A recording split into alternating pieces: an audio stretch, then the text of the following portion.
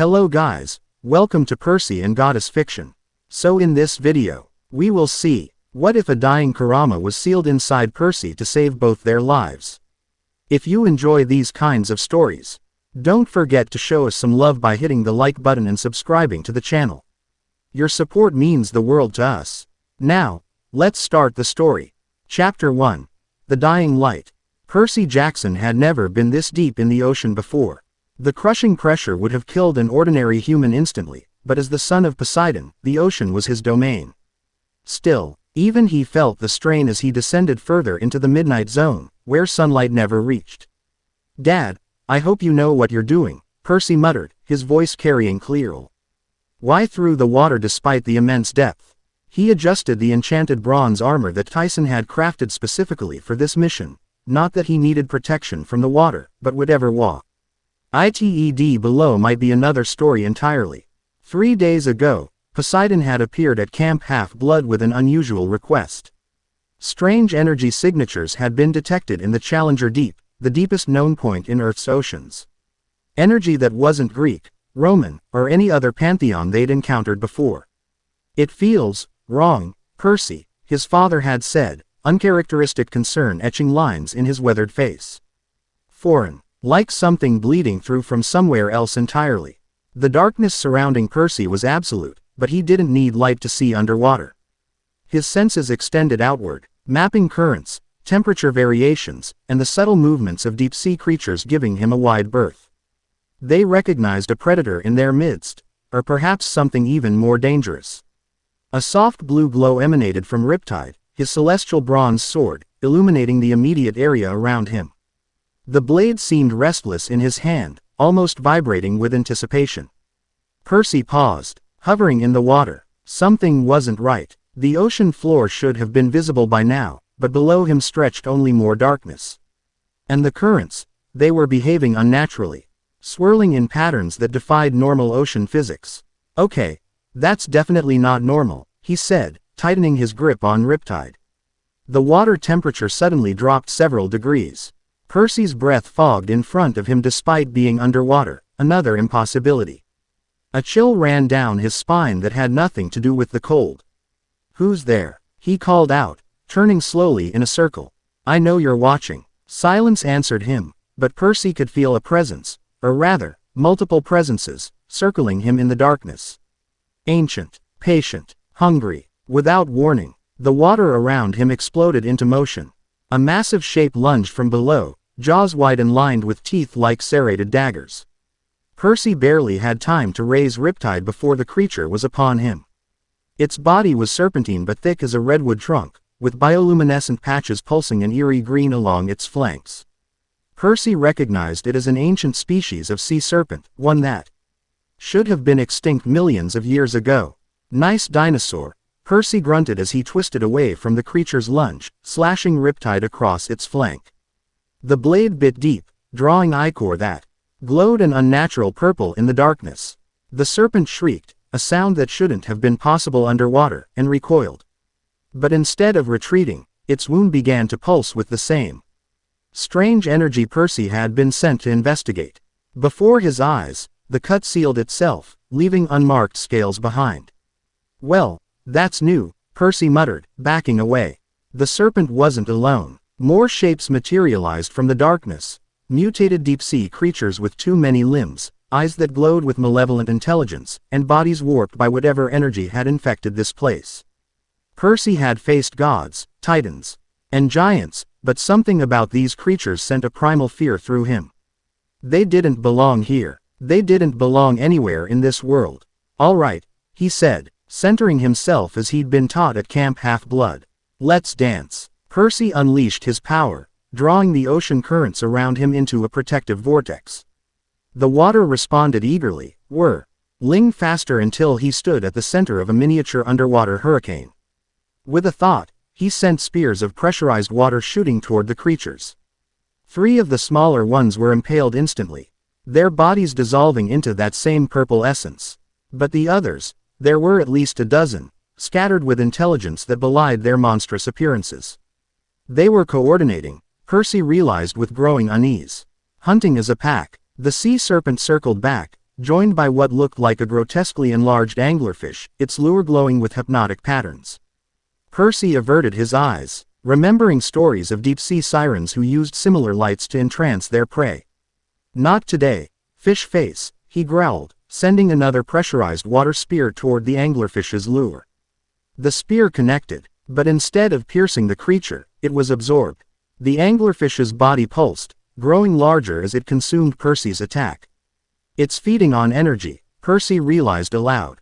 My energy. This changed things. Percy's greatest strength underwater was his ability to control currents and pressure, essentially, energy manipulation.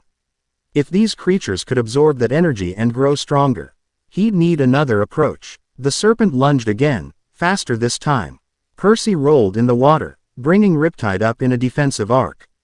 The celestial bronze connected with the serpent's snout, slicing through scales and flesh. Purple ichor clouded the water, but again, the wound began to heal almost instantly. Percy barely had time to process this before something wrapped around his ankle. He looked down to see a tentacle, but not like any octopus or squid he'd encountered. This appendage was segmented like an insect's limb, ending in a barbed hook that dug into his skin through the armor. Pain shot up his leg as whatever toxin coated the barb entered his system. Even with his demigod resistance to poison, Percy felt it burning through his veins. "Get off!" he shouted, slashing downward with Riptide. The blade severed the tentacle, but more were emerging from the darkness. The creatures had him surrounded now, closing in from all sides. Percy spun Riptide in a wide arc, creating a brief perimeter of safety, but they were learning, adapting to his fighting style with each passing second. Percy's mind raced. He needed to get to the source of He energy signature. That had to be what was corrupting these creatures. But with his current situation, just surviving the next few minutes would be challenging enough. A tentacle lashed out, wrapping around his sword arm. Another snared his waist. The sea serpent circled, preparing for a killing strike. Percy struggled, calling on the ocean to aid him, but the water felt sluggish, reluctant, as if something was interfering with his connection to it. "Dad," Percy gasped, feeling the tentacles tighten. "Could use some help here." No answer came. Percy was on his own. With a surge of desperate strength, Percy unleashed his power in all directions. The water around him superheated, then flash froze in rapid succession, creating a shockwave that temporarily stunned his attackers. The tentacles loosened just enough for him to break free, leaving burning welts where they had gripped him. Not waiting for the creatures to recover, Percy shot upward, intending to put some distance between himself and the swarm. But as he ascended, he crashed into an invisible barrier. The impact sent him tumbling back down toward the waiting monsters. What in Hades? Percy righted himself, pressing his palm against the unseen obstacle. It felt like glass but yielded slightly under pressure, not a solid barrier, but some kind of energy field. Below, the creatures were regrouping, moving upward with horrifying speed. Percy had seconds at best. He closed his eyes, concentrating on the barrier. It wasn't water, but it wasn't entirely alien either. There was a pattern to it, a frequency that resonated with something inside him. Something deep and instinctual that he'd never accessed before.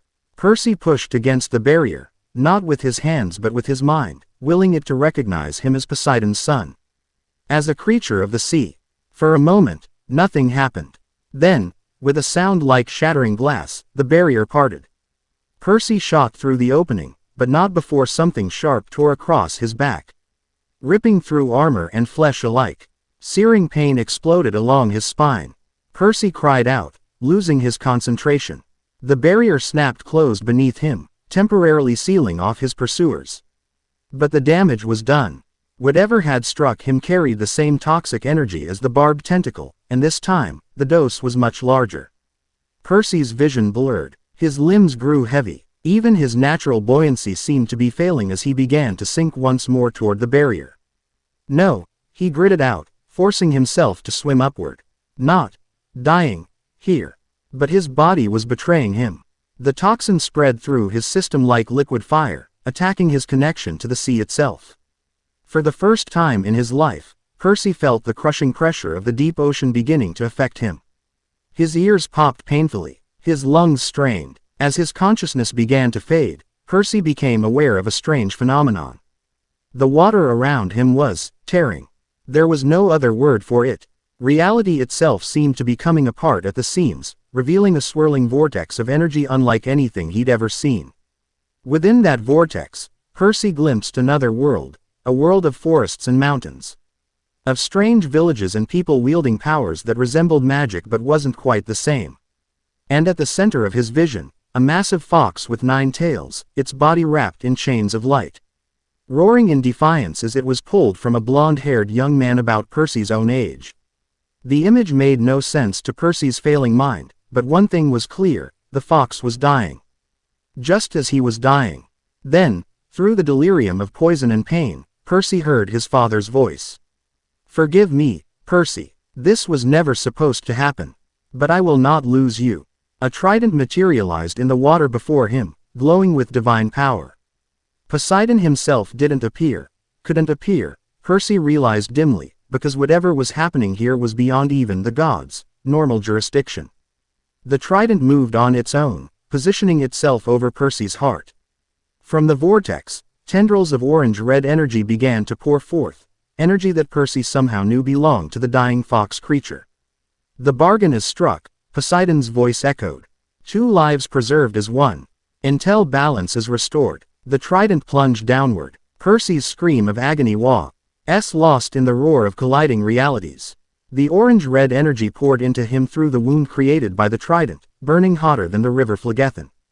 Every cell in his body felt like it was being unmade and reforged.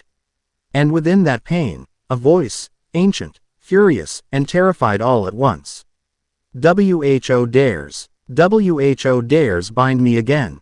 Percy had no answer. Darkness claimed him. In another world, a war was ending. Naruto Uzumaki, the hero of the Hidden Leaf Village, lay dying on a battlefield strewn with the bodies of friends and enemies alike. Around him, the surviving members of He allied shinobi forces fought desperately against Madara Uchiha, who had successfully extracted the 9-tailed fox, Kurama, from Naruto's body. The fox's massive chakra form was being absorbed into the Gedo statue. The vessel for the 10 tails. Kurama fought with everything he had, but even his immense power was failing against Madara's control. "Naruto!" Sakura Haruno cried, her hands glowing. With healing chakra as she tried futilely to save her friend. "Stay with me. You can't die here." But they both knew the truth. No Jinchuriki had ever survived the extraction of their tailed beast. Naruto's life force was fading with each passing second. Kurama, bound by chains of chakra, sensed his host's impending death. Despite their complicated history, the fox had grown to respect the boy, even care for him, in his own way. They had become partners, friends even. And now, they would die together. "Madara," Kurama roared, thrashing against his bonds. "I will not be your weapon." The ancient Uchiha merely smiled, his Rinnegan eyes gleaming with triumph. "You have no choice, 9 tails. Your power will help reshape this world." Suddenly, the air around them shimmered. A crack appy, red in empty space, a fissure in reality itself.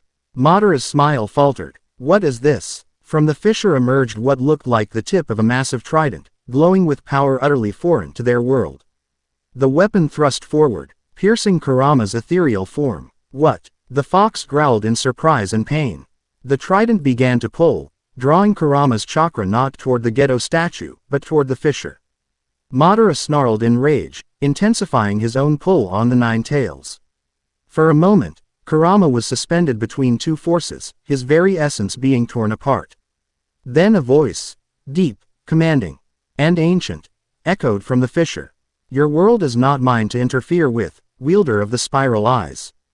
But neither is this creature yours to enslave. I offer him life, bound to my son.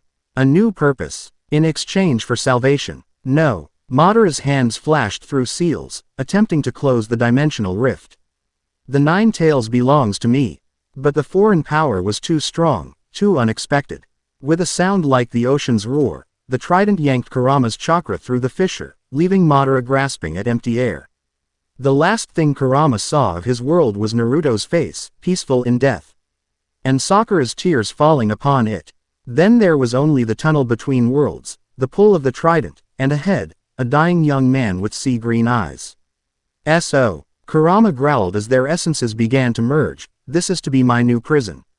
Percy awoke to the gentle rocking of waves and the smell of salt air. For a moment, he thought he'd dreamed the entire experience, the deep-sea monsters. The vortex, the dying fox, the burning pain of the trident. Then he tried to move, and reality reasserted itself with brutal efficiency. Every muscle in his body screamed in protest. His skin felt too tight, as if something much larger than himself was trying to fit inside. And there was a heat in his core that hadn't been there before, a raging inferno barely contained. Easy, son, you're safe now. Percy turned his head, the only movement he could manage without agony, to see his father sitting beside him. They were on a small boat, drifting on the open ocean under a star-filled sky.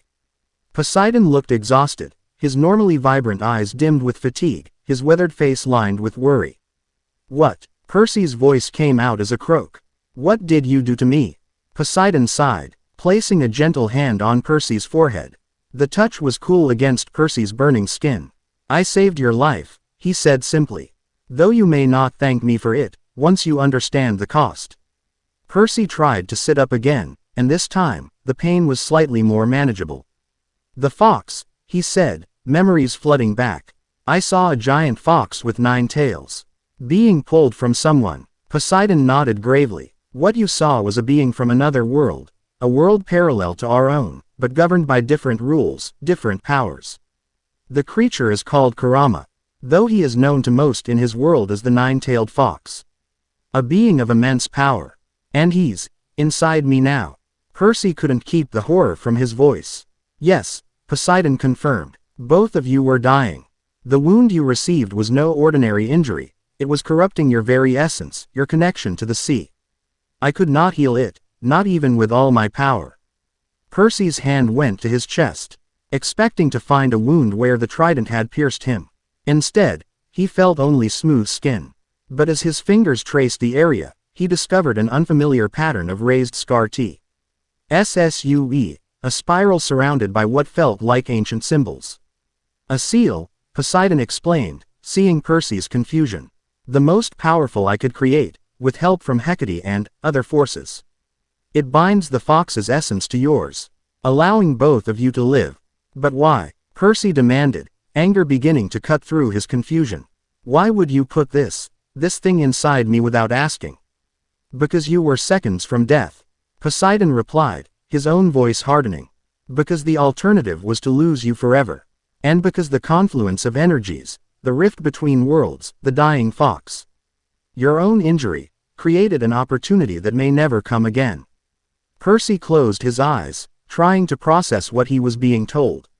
Inside him, he could feel something stirring, a presence both alien and somehow familiar. Like a half-remembered nightmare. What is he? Percy asked finally. This Kurama. Poseidon's expression grew distant. The 9 tails is one of 9 great beasts. Of living chakra, the energy source of his world. He is ancient, powerful, and not known for his gentle temperament. In his world, beings like him were sealed within human hosts to control their power, to use them as weapons. Great, Percy muttered. So I'm what? His prison. His partner, Poseidon corrected. Or at least, that is what you must become if either of you is to survive. The eel works both ways. His power sustains you, heals the corruption that would have killed you. And your life force preserves him, gives him form and purpose. Percy laughed bitterly. I don't think he's going to see it that way. No, Poseidon agreed with a faint smile. I imagine your first conversations will be challenging. Conversations. We can talk to each other. The seal creates a connection between your minds. In time, you'll learn to control when and how this occurs. Percy groaned, dropping his head into his hands. This is insane. I already have enough voices in my head with just the regular demigod dreams and visions. Poseidon placed a hand on Percy's shoulder. I know this is difficult to accept. But there is more you need to understand. The rift that allowed this to happen, it hasn't fully closed. Percy looked up sharply. What does that mean? It means that elements of Kurama's world are bleeding into ours. Those creatures you encountered in the deep. They were sea life corrupted by chakra energy seeping through the dimensional barrier. And they are only the beginning. So those ninja I saw in the vision may very well find their way here, yes, Poseidon finished. Especially those who might sense Kurama's presence. The Nine Tails is a being of great importance in his world. His disappearance will not go unnoticed or uninvestigated. Percy Sta. Read out at the dark waters surrounding their small boat. His life had never been simple. Being a demigod guaranteed that, but this was a whole new level of complicated. So what happens now? He asked finally. Now, Poseidon said, you rest and recover. The sealing process has taken a toll on your body. Once you're stronger, you'll need to return to Camp Half-Blood. Your friends there can help you adjust to your new situation. And what about him? Percy tapped his chest where the seal was located. What if he decides he doesn't want to play nice? Poseidon's expression turned grave. And you will need to assert your will over his. The seal gives you that advantage. It is your body, after all. But do not underestimate Kurama. He has been bound before and has grown skilled at influencing his hosts. Some he has driven to madness. Fantastic, Percy muttered. But, Poseidon continued, he has also formed true partnerships when the circumstances were right. His previous host, the young man you saw dying, had apparently earned Kurama's respect, even his friendship. Percy remembered the blonde teenager from his vision, the peaceful expression on his face even in death. What was his name? Naruto Uzumaki, Poseidon said, a hero in his world, from what little I could glean. Perhaps Kurama will tell you more, in time. Percy nodded absently, his mind still struggling to process everything.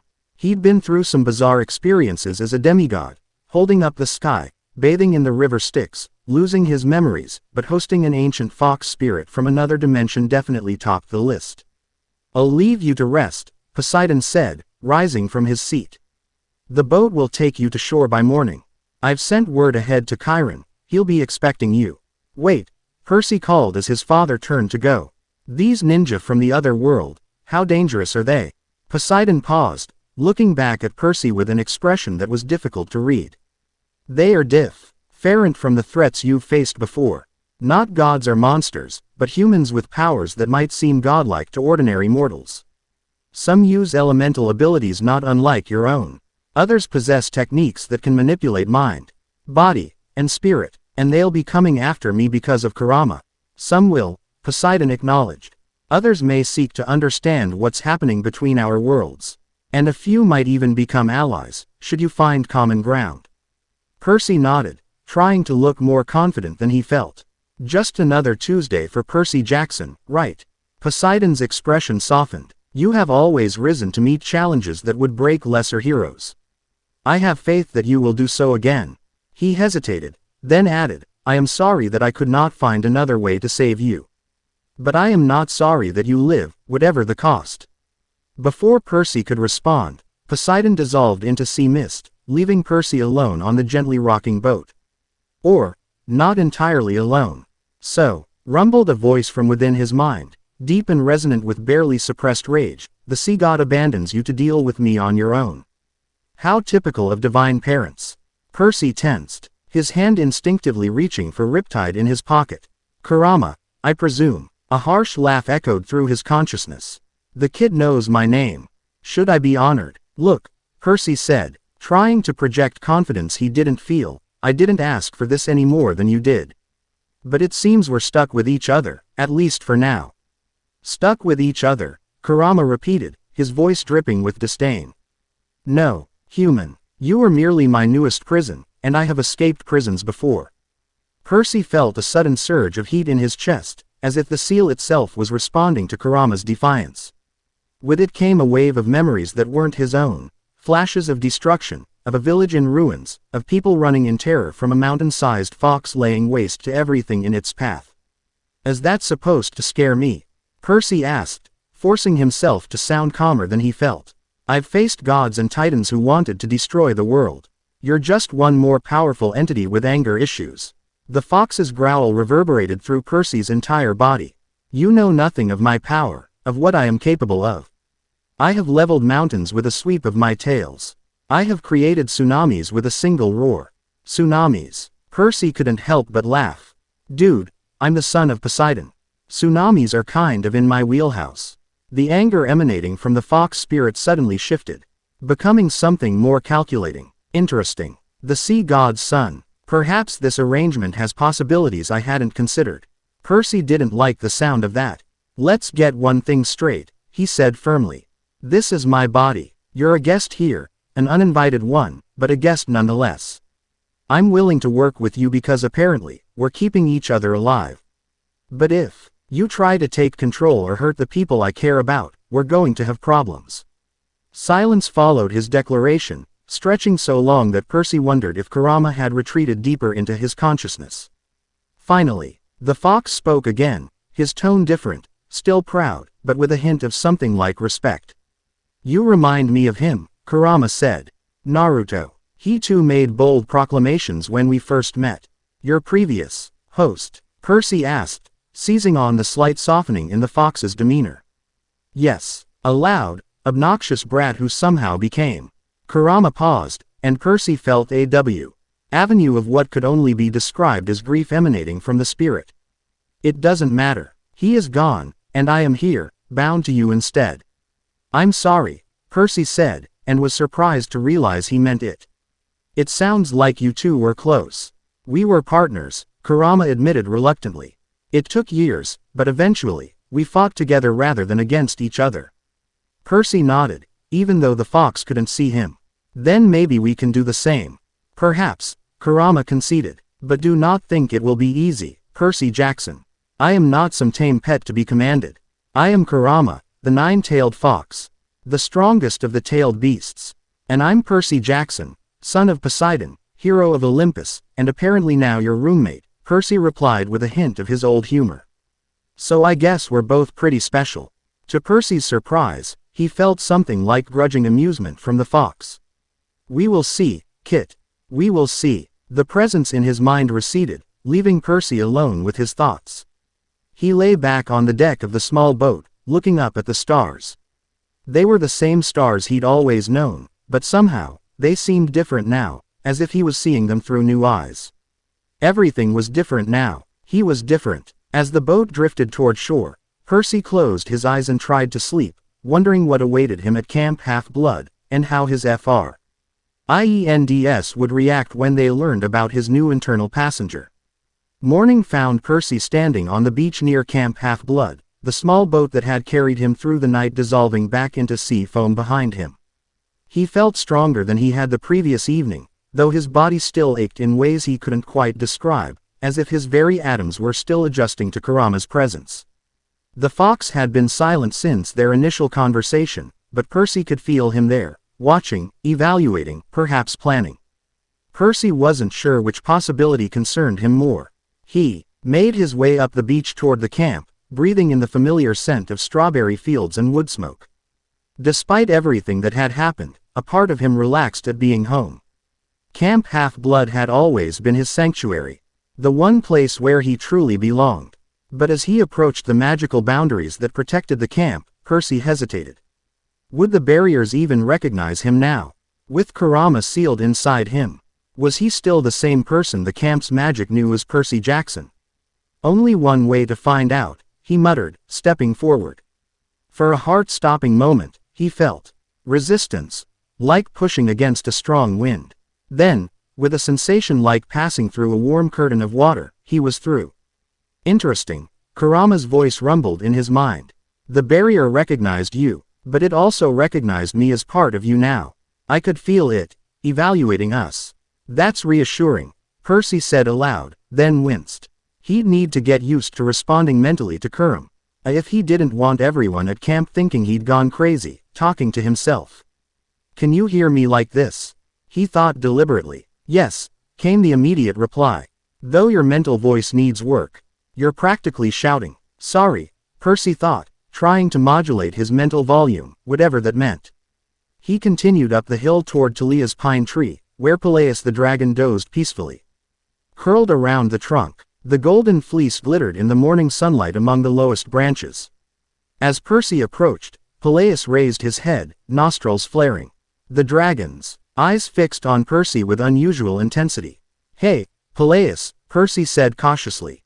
It's just me, Percy. The dragon rose to his feet, stretching his wings and moving to block Percy's path. A low growl rumbled in his throat. He senses me, Kurama observed. Dragons in your world can detect chakra, it seems. Great. Any suggestions? Let me speak to him. Before Percy could object, he felt a strange sensation, like being gently but firmly pushed aside in his own body. His vision took on a reddish tinge, and when he tried to move his arm, it responded sluggishly, as if moving through molasses. Hey, Percy protested. What are you doing? Relax, Kit, I'm not taking over, just borrowing your voice for a moment. To Percy's horror, he felt his mouth open of its own accord. What emerged was his voice, but with an underlying growl that made it sound like two people speaking in unison. Guardian Dragon, Kurama, Percy said. You sense what I am. But know that I am bound to this human by forces beyond either of us. We share this body now, and neither means your territory harm. Peleus tilted his massive head, copper-colored eyes studying Percy with ancient intelligence. After a tense moment, the dragon snorted a small plume of smoke and stepped aside, though his gaze remained wary. Control returned to Percy so abruptly that he stumbled, catching himself onto Leah's pine tree.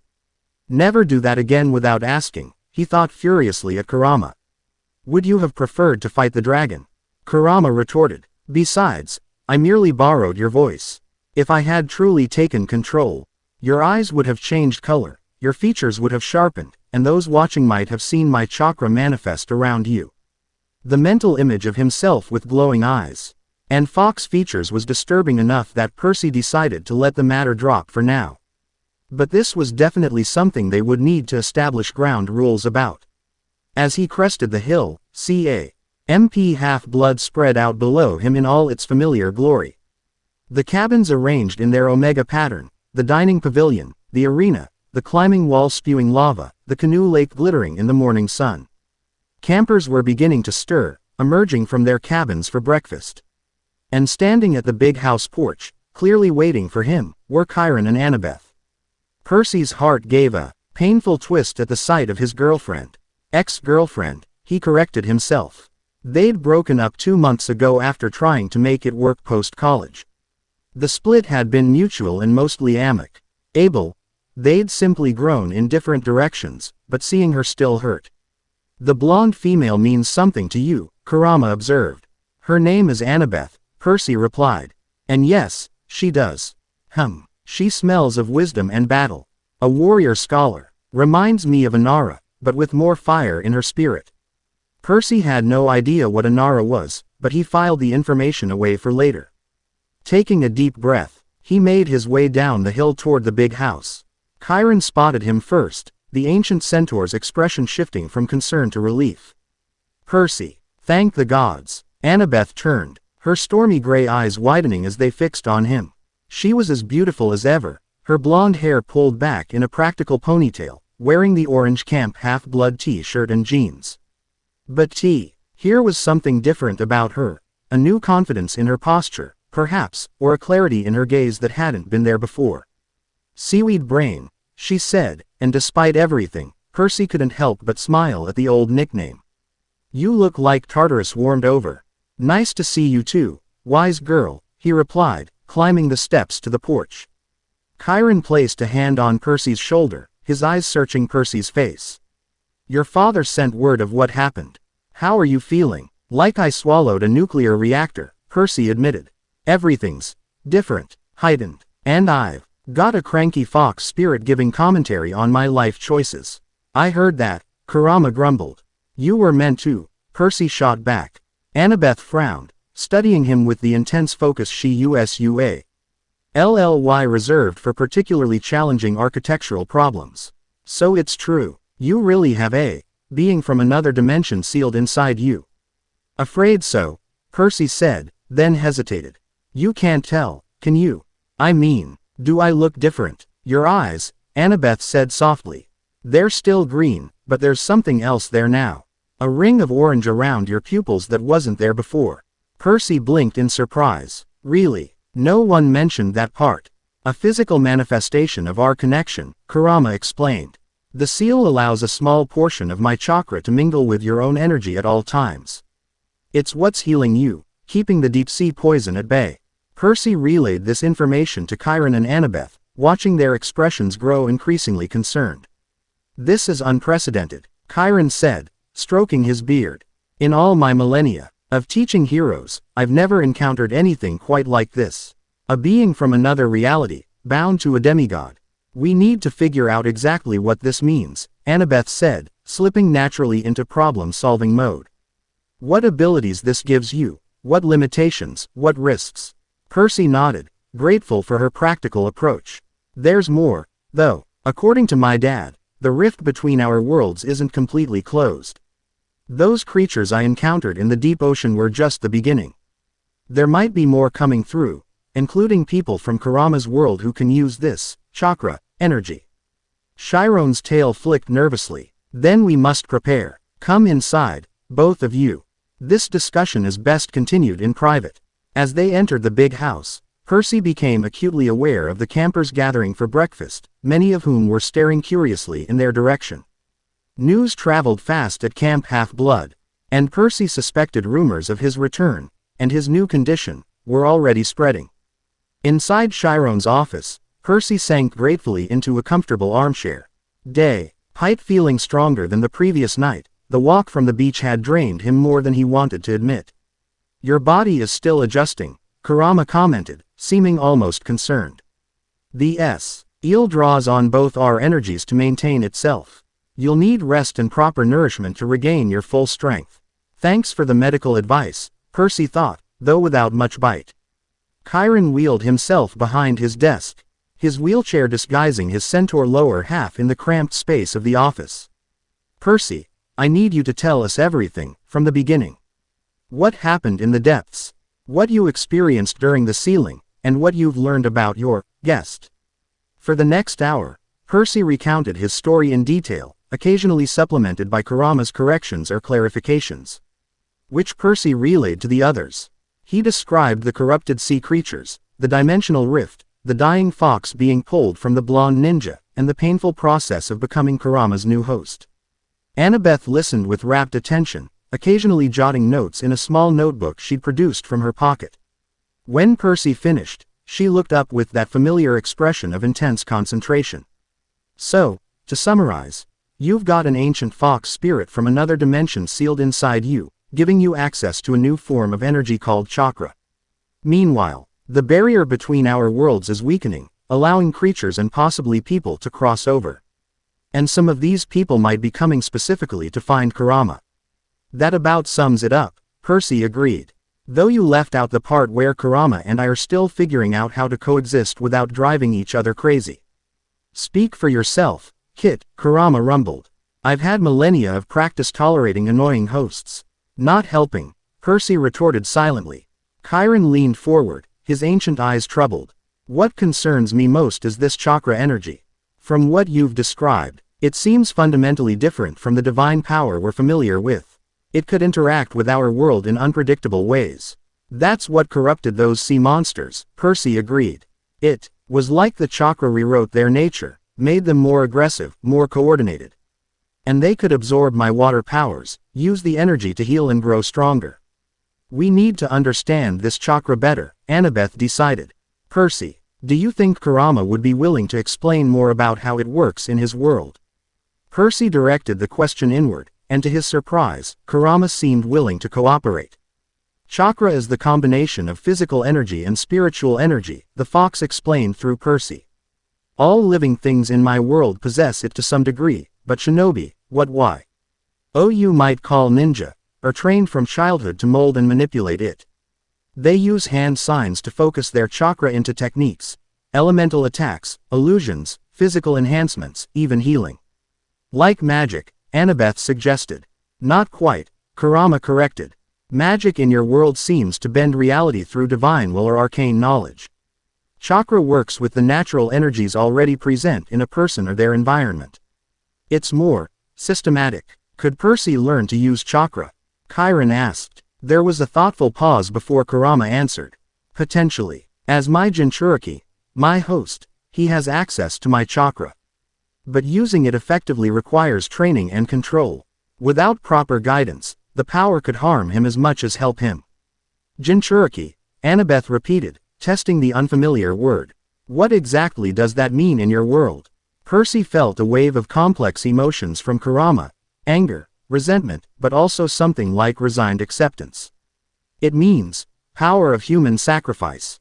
The fox said finally, in my world, 9-tailed beasts including myself were sealed into human hosts to be used as weapons by the 5 great shinobi villages. The hosts were often feared and ostracized, treated as monsters rather than people. Few were respected or valued beyond their military potential. The room fell silent as they absorbed this information. Percy felt a newfound sympathy for Kurama. No wonder the fox was bitter about being sealed again. That won't happen here, Percy said aloud, as much for Kurama's benefit as for the others. I'm not a weapon to be used, and neither are you. We're partners, like you said you were with Naruto. He felt something shift in Kurama's presence, not quite acceptance, but perhaps a willingness to consider the possibility. This Naruto, Annabeth said thoughtfully, he must have been remarkable to earn the respect of a being as powerful as Kurama describes himself. He was a fool, Kurama growled, but there was no real malice in it. A loud, impulsive, stubborn fool who never knew when to give up, who believed he could change the world through sheer determination and the power of friendship. A pause, then, softer, and somehow, he did exactly that. Percy relayed these words, feeling the genuine grief behind them. Whatever their relationship had been, Kurama had truly cared for his previous host. Well, Chiron said after a moment, we have much to learn and prepare for. But first, Percy needs rest and food. Annabeth, would you take him to the dining pavilion? I'm sure the other campers are curious about his return. Annabeth nodded, rising from her chair. Come on, seaweed brain. Let's get some breakfast into you before you pass out. Percy stood, grateful for the suggestion. He was denly aware of how hungry he was, starving, in fact, with a gnawing emptiness that felt deeper than normal hunger. The seal consumes significant energy, Kurama explained. You'll need to eat more than usual to maintain your strength. Naruto could eat his weight in ramen and still be hungry. Great, Percy thought. More fantastic news. As they stepped outside, the morning sun had risen fully, bathing the camp in golden light. Campers were gathered at the dining pavilion, the buzz of conversation carrying across the distance. When they spotted Percy and Annabeth approaching, a hush fell over the crowd, followed by a new wave of whispers. Word travels fast, Percy muttered. They're just concerned, Annabeth said. You disappeared for days, then Chiron called an emergency counselor. Meeting last night to tell us you were returning but, changed. Percy grimaced. Changed. That's one way to put it. They reached the edge of the pavilion, and Percy hesitated, suddenly self-conscious. About the orange rings Annabeth had mentioned in his eyes, about the foreign presence within him that everyone seemed to be able to sense on some level. Stand tall, Kit, Kurama said unexpectedly. You are the Jinchuriki of the 9-tailed fox and the son of a sea god. Do not show weakness before your pack. The phrasing was odd, but Percy appreciated the sentiment. Drawing a deep breath, he stepped into the pavilion with his head high. Conversation stuttered to a halt as campers turned to stare. Percy recognized many familiar faces. Clarice from the Ares cabin, scowling but with concern in her eyes. The Stoll brothers from Hermes, unusually serious. Nico D'Angelo, who had been visiting from the underworld, watching Percy with intense curiosity from the shadows. And sitting at the Poseidon table, his half-brother Tyson the Cyclops, who leapt to his feet with a cry of joy. Brother, Tyson bellowed, rushing forward to engulf Percy in a bone-crushing hug. You are back. You are safe. Percy couldn't help but laugh, returning the hug despite his aching body. Easy, big guy, I'm still a bit fragile. Tyson set him down immediately, his single eye wide with concern. Did I hurt you? Tyson is sorry. It's okay, Percy assured him. I'm just recovering. Tyson peered at him curiously. Your eyes look funny, and you feel warm. Like fire underwater. The Cyclops has good senses, Kurama observed. He perceives my chakra. Yeah, that's, part of what happened to me, Percy explained to Tyson. I've got someone new with me now. Inside me. Tyson tilted his head, considering this with childlike directness. A friend. Percy hesitated, then nodded. Yeah, Tyson. I think he might be, eventually. This simple answer seemed to satisfy Tyson, who beamed and pulled Percy toward the Poseidon table. Come, eat. You look hungry. As Percy followed his enthusiastic half-brother, he became aware that most of the other campers were still staring. Some looked confused, others concerned, and a few, particularly the younger ones, openly fearful. Clarice was the first to break the awkward silence, standing from the Ares table with typical bluntness. So, Jackson, you've got some kind of spirit fox inside you now. Does this mean you'll finally be a worthy opponent in Capture the Flag?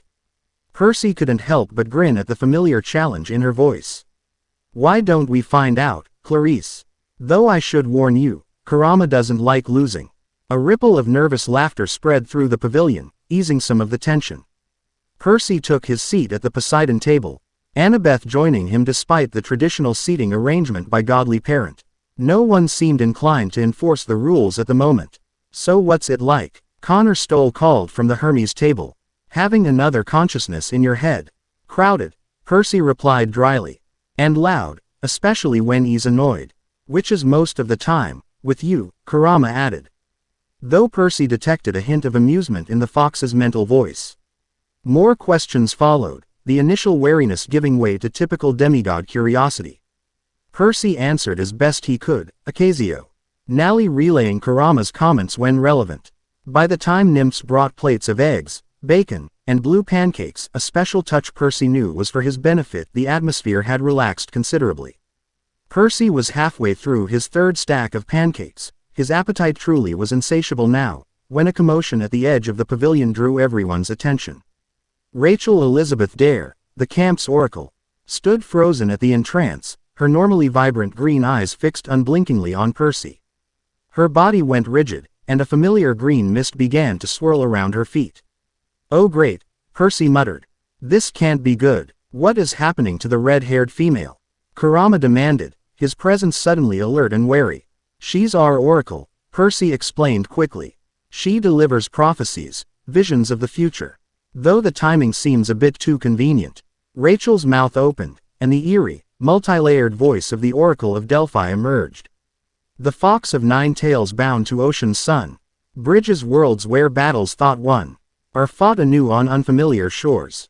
4 allies from shadows, seeking what was lost, will stand beside the vessel as realities cross. Ancient enemies awakened, dimensions torn. A sacrifice demanded where new power is born. The beast and host as one must stand, or both worlds fall to red clouded hand. Rachel collapsed as the green mist dissipated. Several Apollo campers rushed to catch her, helping her to a nearby bench as she regained consciousness. The dining pavilion had gone deathly quiet.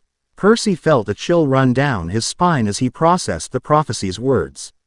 Red clouded hand, Kurama growled, and Percy felt a surge of recognition and rage from the fox spirit. Akatsuki. It cannot be. What's Akatsuki? Percy asked aloud, forgetting in his shock to keep the conversation internal. In my world, a organization of S-rank missing nin, extremely dangerous rogue shinobi, who hunted Jinchuriki to extract their tailed beasts. They wore black cloaks with red cloud patterns. They were responsible for countless deaths, including Naruto's.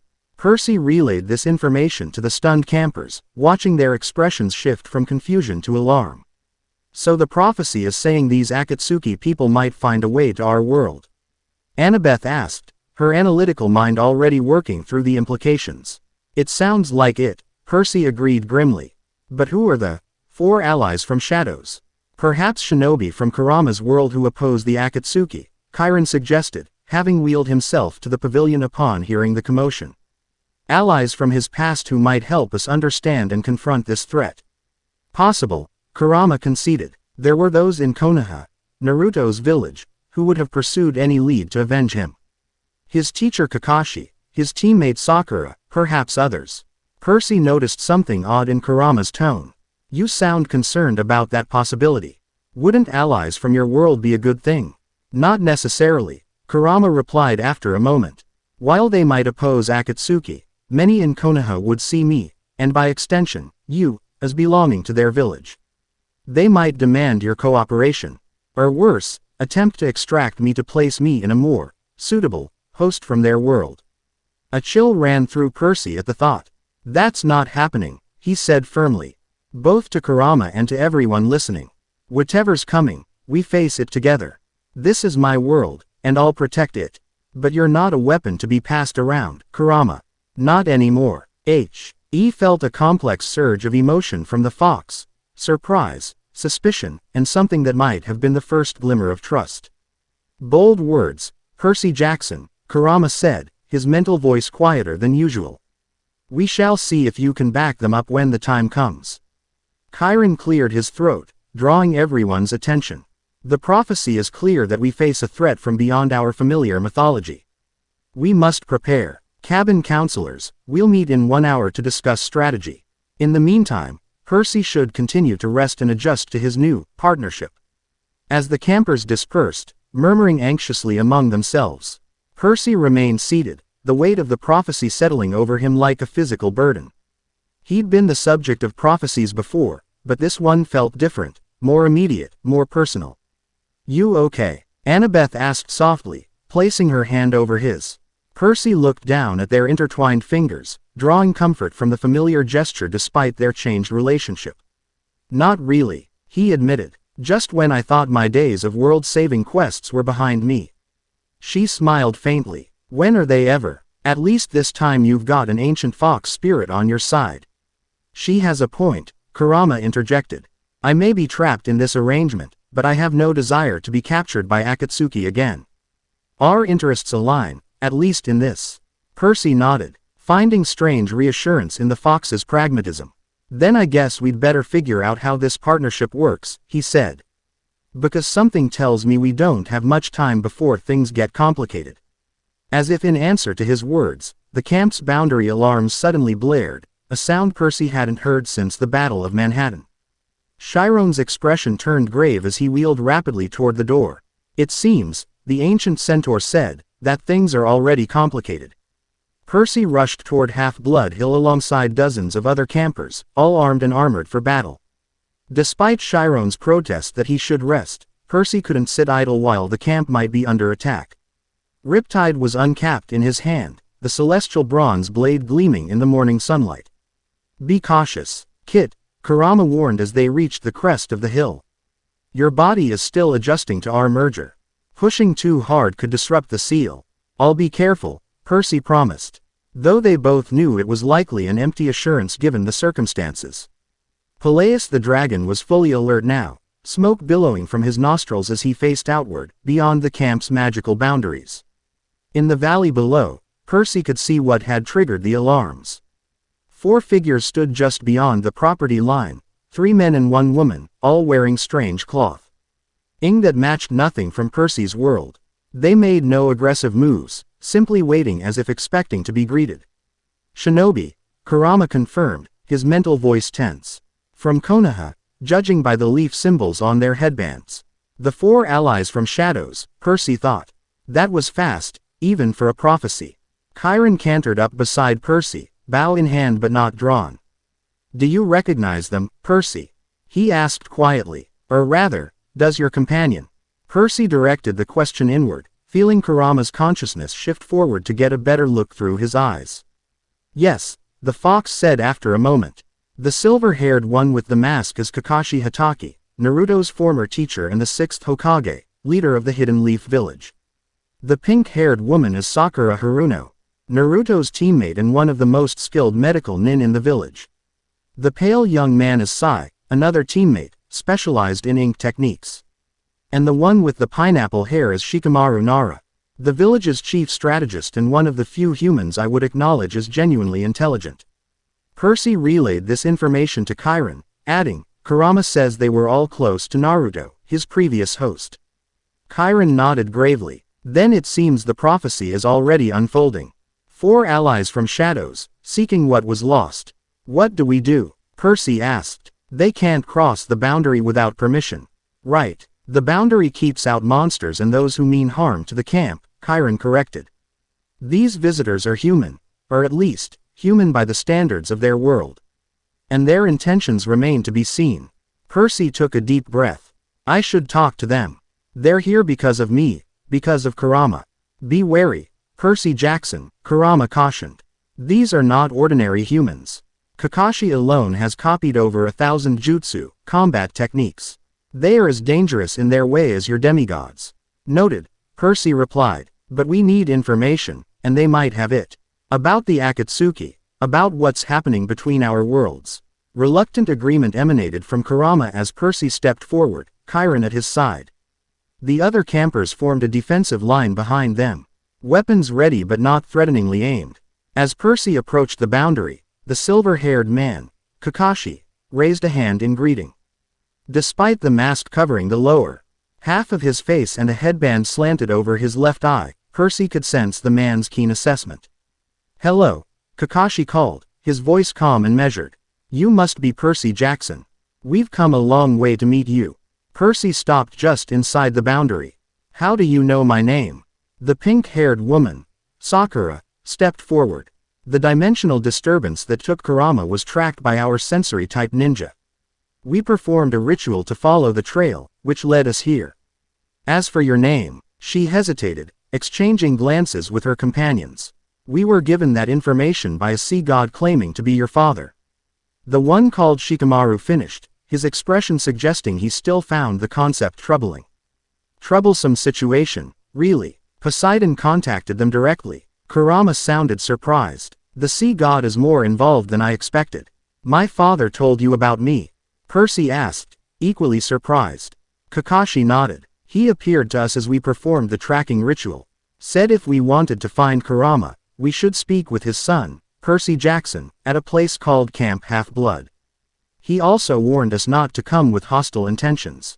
The man's eyeball eye crinkled in what might have been a smile beneath his mask. "We assured him our only goal was to understand what happened to our friend Naruto and to the Nine Tails." Percy studied the four shinobi carefully.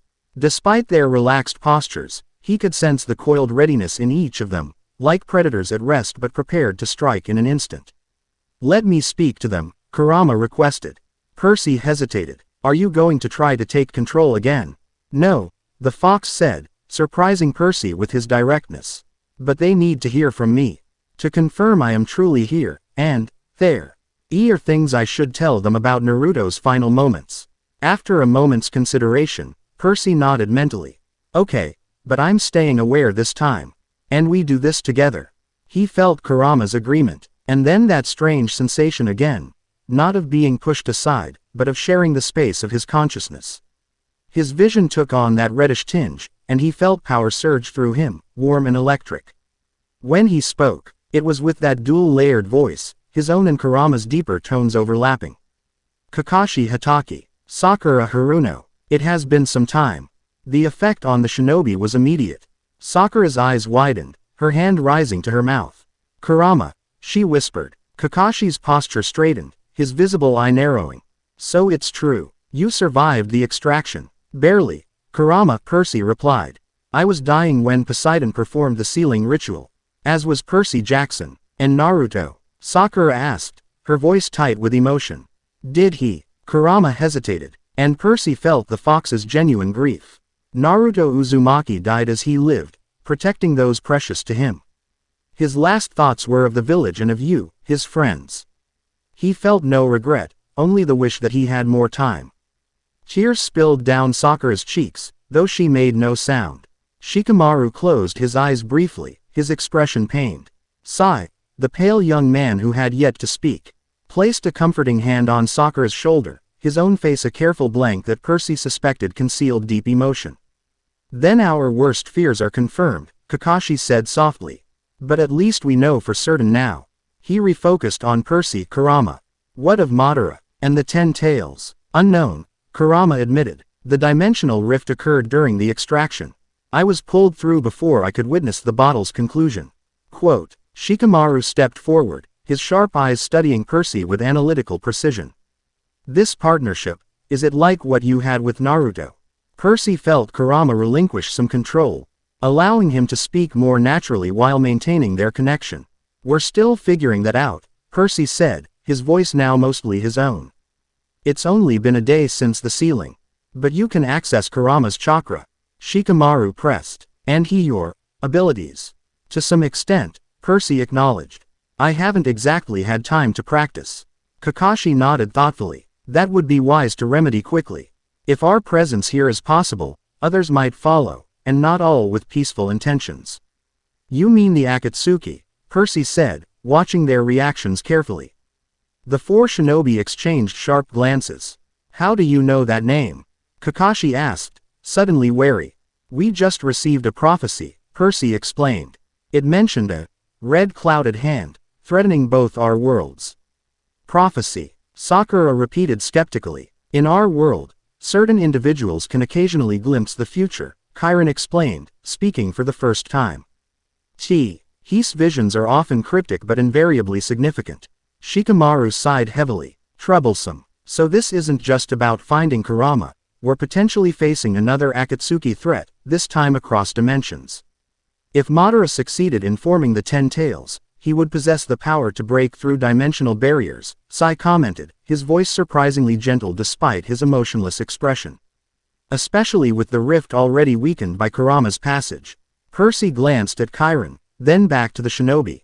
Look, I think we should continue this conversation inside the camp.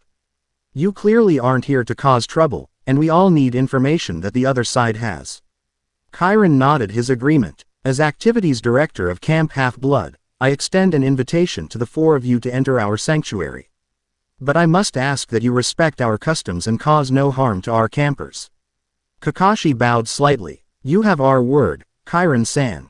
Percy stepped aside as the four shinobi crossed the boundary. Feeling the magic of the camp evaluate and then accept them. He noticed how they moved. Graceful, balanced, aware of everything around them. These were elite warriors, regardless of their friendly demeanor. As they walked back toward the big house, campers parting to let them pass, Percy felt Kurama's presence shift restlessly within him. You okay? He asked the fox spirit. Seeing them brings back memories, Kurama admitted. Of Naruto, of the war, of everything that was lost. I'm sorry, Percy offered, genuinely sympathetic. It can't be easy, being torn from your world like this. No, Kurama agreed, but perhaps it was necessary. If Madara truly succeeded in creating the 10 tails, then this new threat is greater than either of us imagined. And I find myself relieved that at least some of Naruto's precious people survived. Percy was touched by the fox's unexpected vulnerability. We'll figure this out, Kurama. Together, Kurama echoed, the word holding the weight of a promise. As they reached the big house porch, Percy couldn't shake the feeling that this was just the beginning, that the prophecy's warnings ancient enemies and dimensional tears were about to become all too real. But as he glanced back at the four shinobi following him, he also felt a flicker of hope. Allies from shadows, the prophecy had said. Perhaps with their help, and with Kurama's power merged with his own, they stood a chance against whatever was coming. The beast and host as one must stand, or both worlds fall. Percy Jackson, son of Poseidon and Jinchuriki of the nine-tailed fox, straightened his shoulders and pushed open the door to the big house. Time to get to work. Chapter 1 End. Chapter 2. Convergence. Percy J. Jackson had witnessed many bizarre things in his life as a demigod. He'd seen the literal weight of the sky bend a goddess's shoulders. He'd watched a Titan lord rise from the depths of Tartarus. He'd even played pinochle with the god of wine while a centaur lectured about proper sword technique. But nothing quite prepared him for the sight of four ninja from another dimension sitting around the ping-pong table in the big house rec room, examining a map of Camp Half-Blood with the critical eyes of military strategists.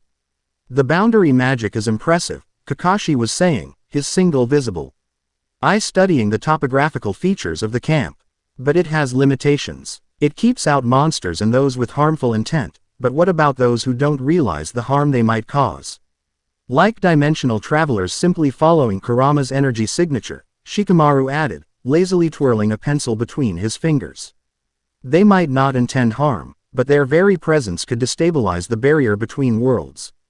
Chiron nodded gravely, a concern we share. Our boundaries were designed to defend against threats from our world, not interdimensional incursions.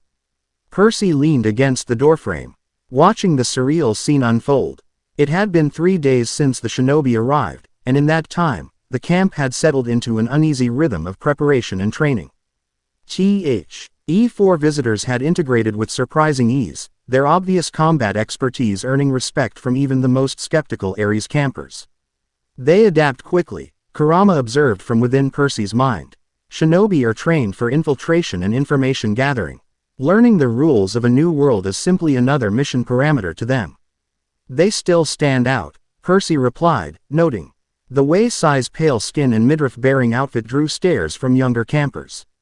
And Sakura's pink hair isn't exactly subtle, says the boy with sea-green eyes and an orange ring around his pupils, Kurama retorted dryly.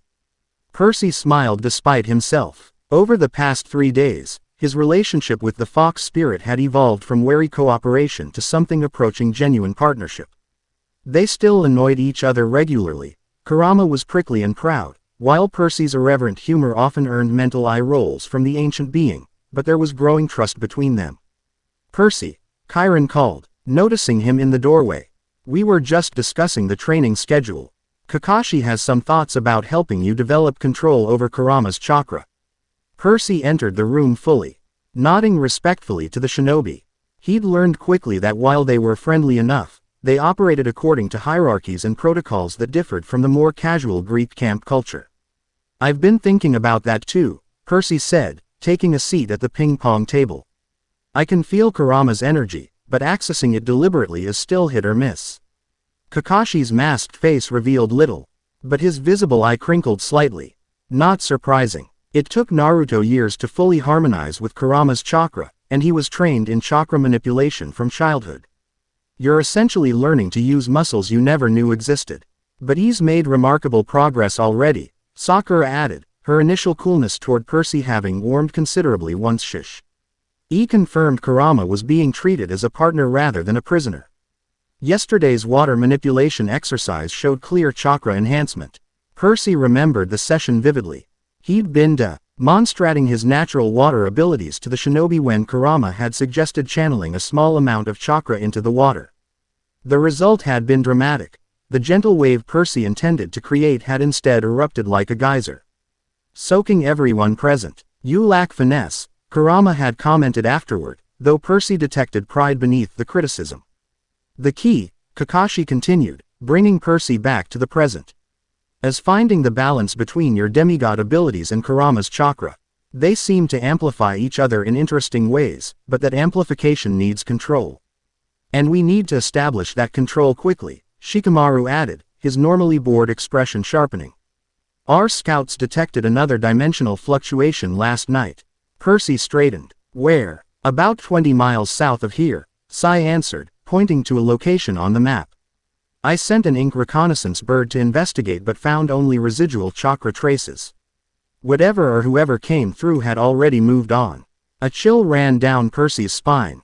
3 days ago, they'd established a perimeter of scouts, a mix of camp half-blood satyrs and Sai's ink creatures, to monitor for any signs of interdimensional activity. This was the first confirmed breach since the shinobi's arrival.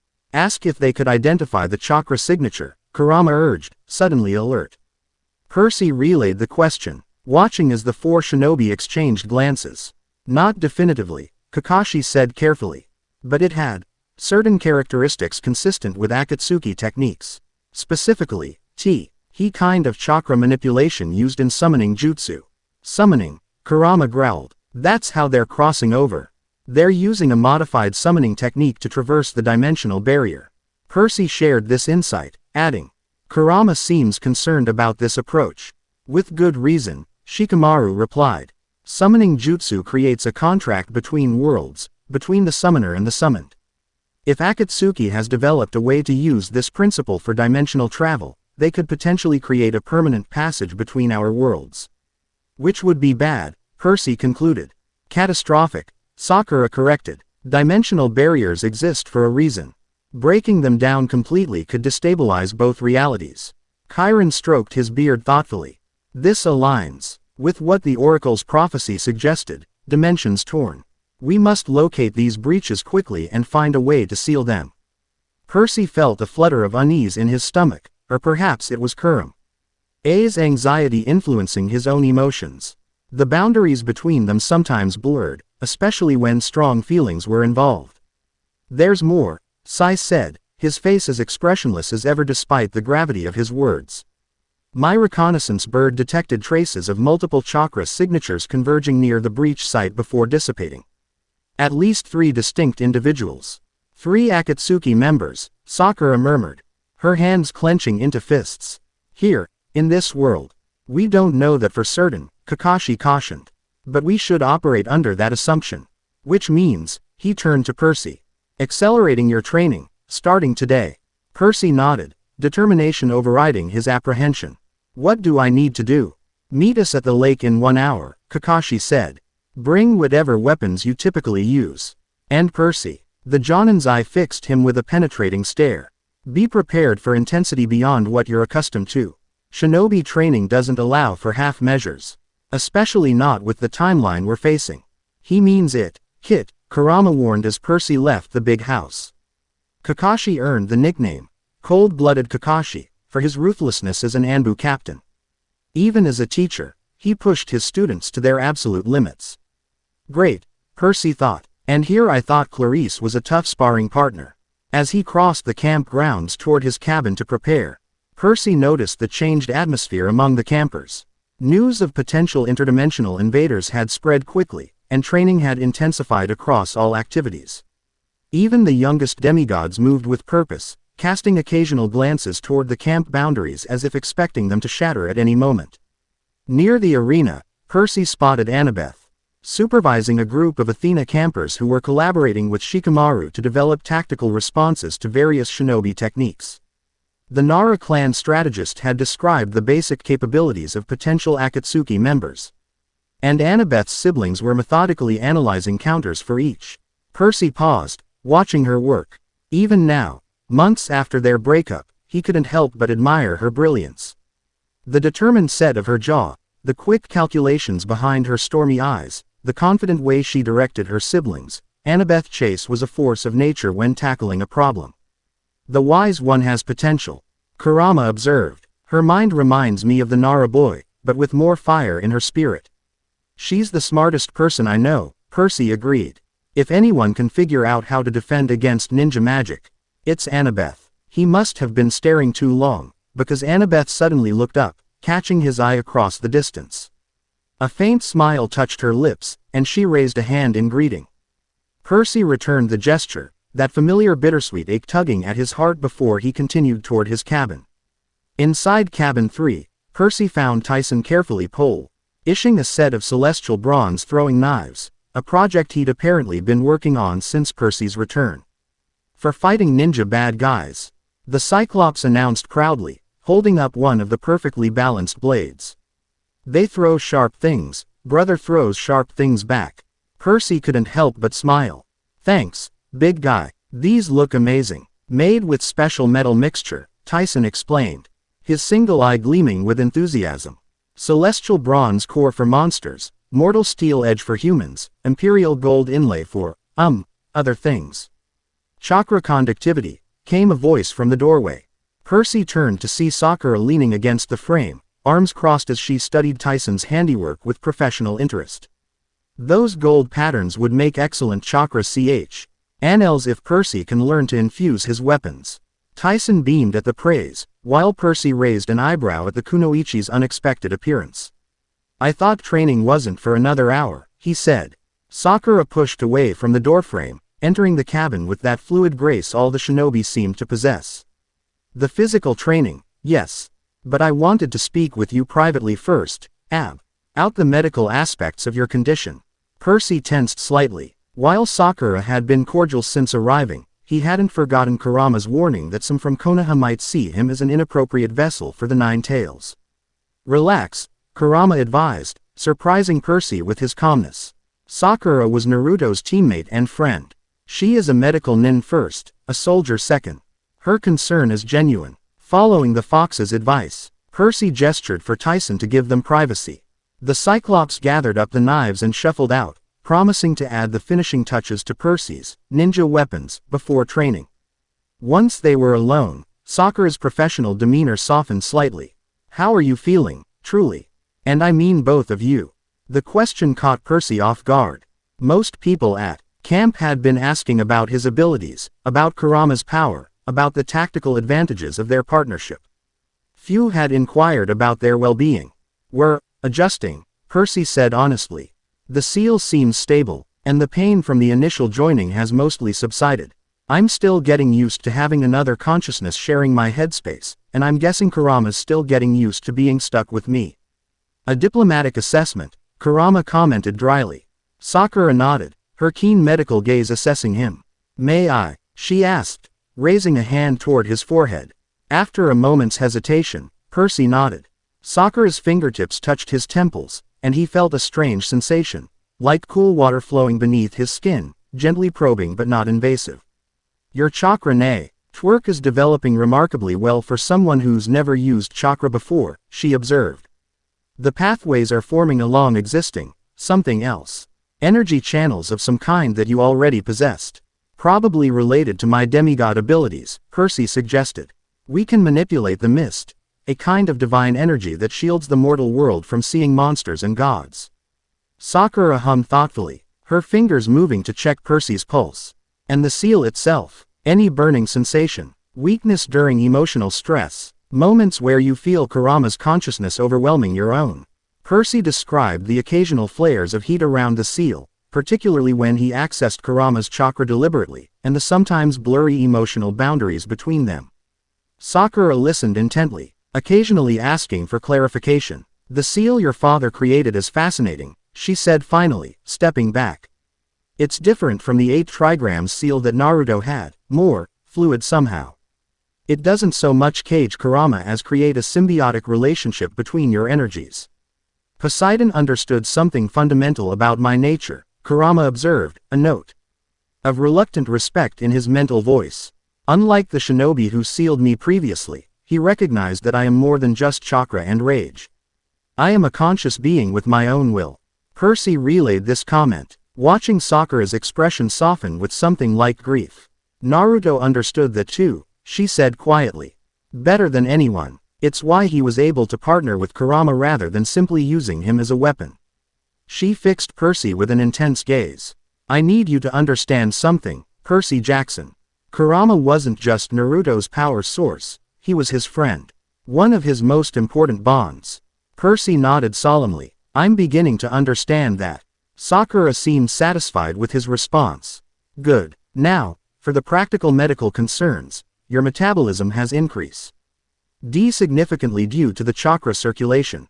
You'll need to eat approximately twice your normal caloric intake to maintain energy levels, particularly after training. Focus on proteins and complex carbohydrates. So basically, I get to eat like a teenage boy again, Percy joked. Even though I'm 24. A smile tugged at Sakura's lips. Just like Naruto, he could eat his weight in ramen. And still be hungry after a heavy chakra use day. The smile faded as quickly as it had appeared. There's one more thing you should know, something we haven't discussed with the others yet. Percy straightened, hearing the seriousness in her tone. What is it? The dimensional breach we detected. The chakra signatures weren't just any Akatsuki members. She took a deep breath. One of them had characteristics consistent with Madara Uchiha. Percy felt Kurama's shock and rage surge through him like a physical force. Heat flashed across the seal on his chest, and for a moment, his vision tinged red. Madara, Kurama snarled, his voice reverberating through Percy's mind with such intensity that Percy winced. That cursed Uchiha followed us here. Sakura watched Percy's reaction with concern. I see Kurama remembers him well.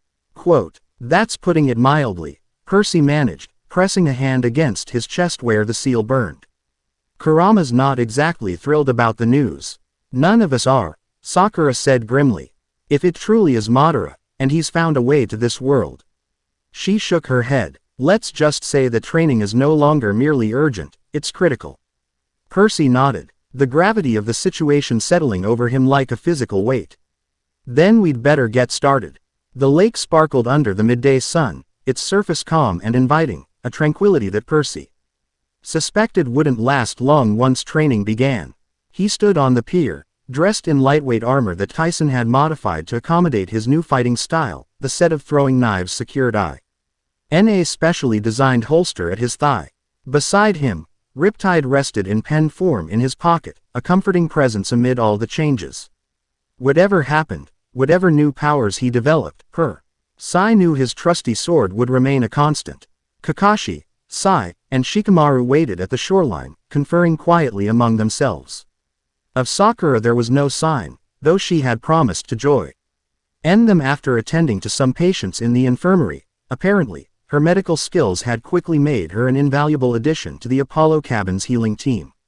They're planning how to push you to your limits without killing you, Kurama observed, his earlier rage having settled into a simmering determination. Kakashi, especially, understands the delicate balance required to force growth without breaking the vessel. Percy thought, raising an eyebrow mentally. Still thinking of me as just a container. Force of habit, Kurama replied, though Percy detected a hint of apology in his tone. Partner is the more accurate term now. This small acknowledgement warmed Percy more than he expected. Despite their initial antagonism, he'd grown oddly attached to the grumpy fox spirit. There was something comforting about never being truly alone, about having someone who literally shared his perspective on everything. Ready to begin, Kakashi called, interrupting Percy's thoughts. Percy took a deep breath and walked down the pier to join the shinobi on the shore. A small crowd of campers had gathered at a respectful distance to watch, including Annabeth, Clarice, and several cabin counselors. Percy spotted Rachel Elizabeth Dare among them, her expression uncharacteristically solemn as she sketched rapidly in her notebook. Today's training has 3 objectives, Kakashi explained once Percy reached them. First, to help you access Kurama's chakra deliberately rather than reflexively. Second, to establish basic control over that chakra once accessed. And third, to begin integrating chakra use with your existing fighting style. Sounds straightforward enough, Percy said, rolling his shoulders to loosen them. Shikamaru snorted, troublesome optimism. This is going to hurt, you know. Don't scare him, Shikamaru, Sakura chided, arriving with perfect timing. She carried a small pouch that clinked with what Percy assumed were medical supplies. Though he's not wrong, Percy. Chakra training is physically demanding under normal circumstances. With a tailed beast involved, it's going to be especially challenging. I've bathed in the river Styx, Percy reminded them. I think I can handle a little pain. The shinobi exchanged glances that didn't exactly reassure Percy. We'll start with meditation, Kakashi decided, gesturing toward the lake. In the water, where you're most comfortable, your connection to the sea may help bridge the gap between your natural abilities and Kurama's chakra. Percy nodded and stepped into the lake. The water welcomed him instantly, swirling around his ankles with familiar affection. He waded deeper until he was waist deep, then sat cross-legged on the lakebed, the water closing over his head. Underwater, Percy felt the immediate calm that always came with submersion. He could breathe normally, see clearly, and sense every current and creature within his domain. If there was anywhere he could safely explore the connection with Kurama, it was here. This is not unpleasant, Kurama admitted, his consciousness expanding to appreciate the underwater environment through Percy's senses. Water is not my natural element. But there is power here. Ancient power, not unlike nature energy in our world. My father's realm, Percy explained. This lake connects to the ocean eventually, and all water is Poseidon's domain. I've always been strongest here. Then let us begin, Kurama said.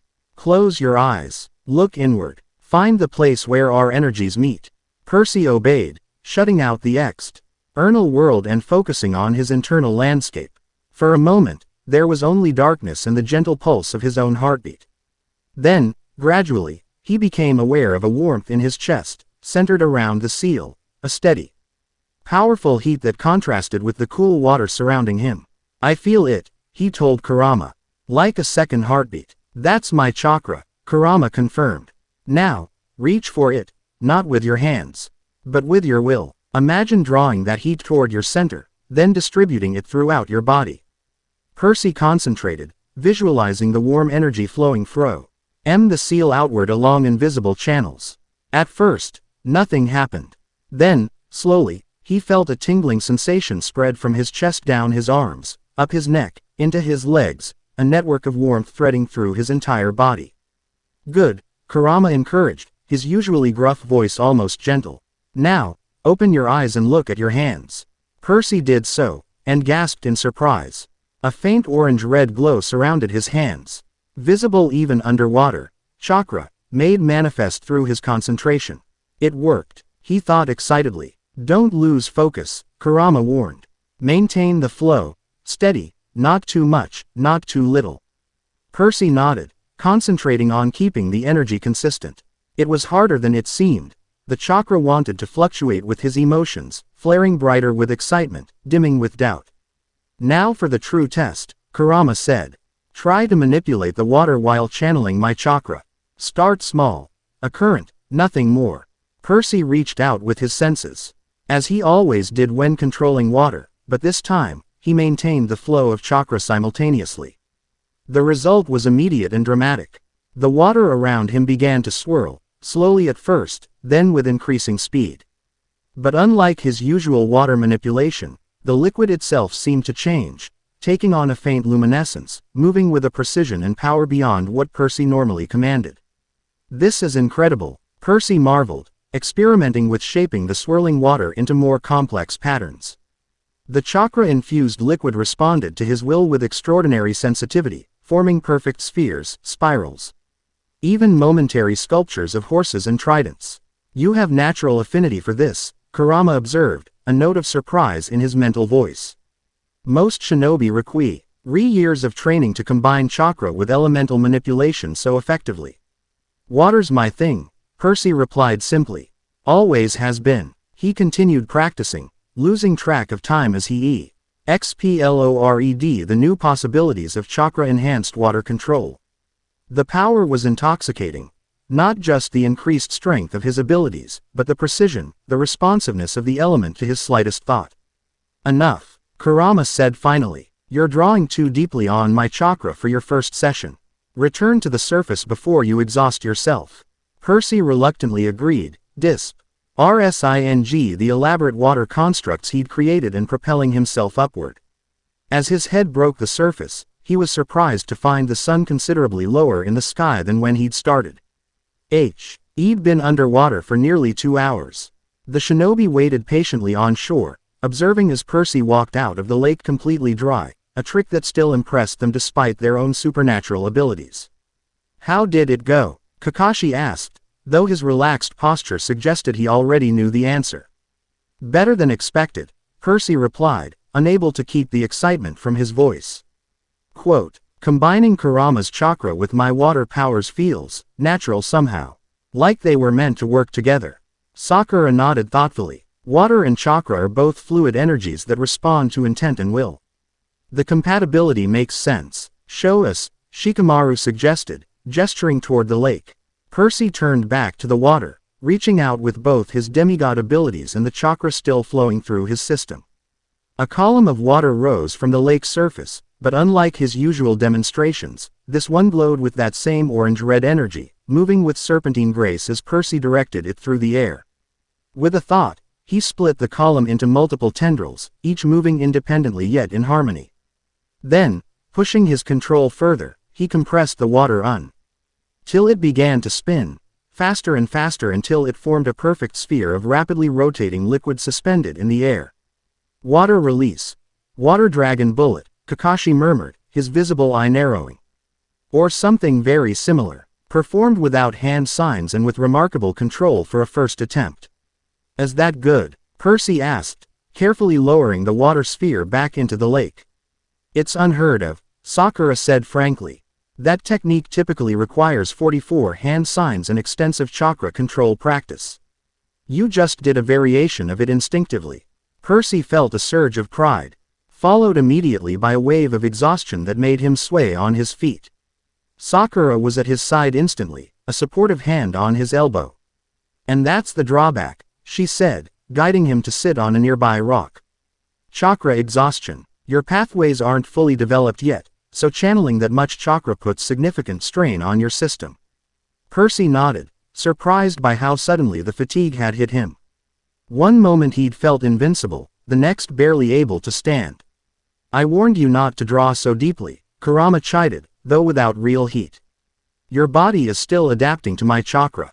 Push too hard, too fast, and you risk damaging those newly forming pathways.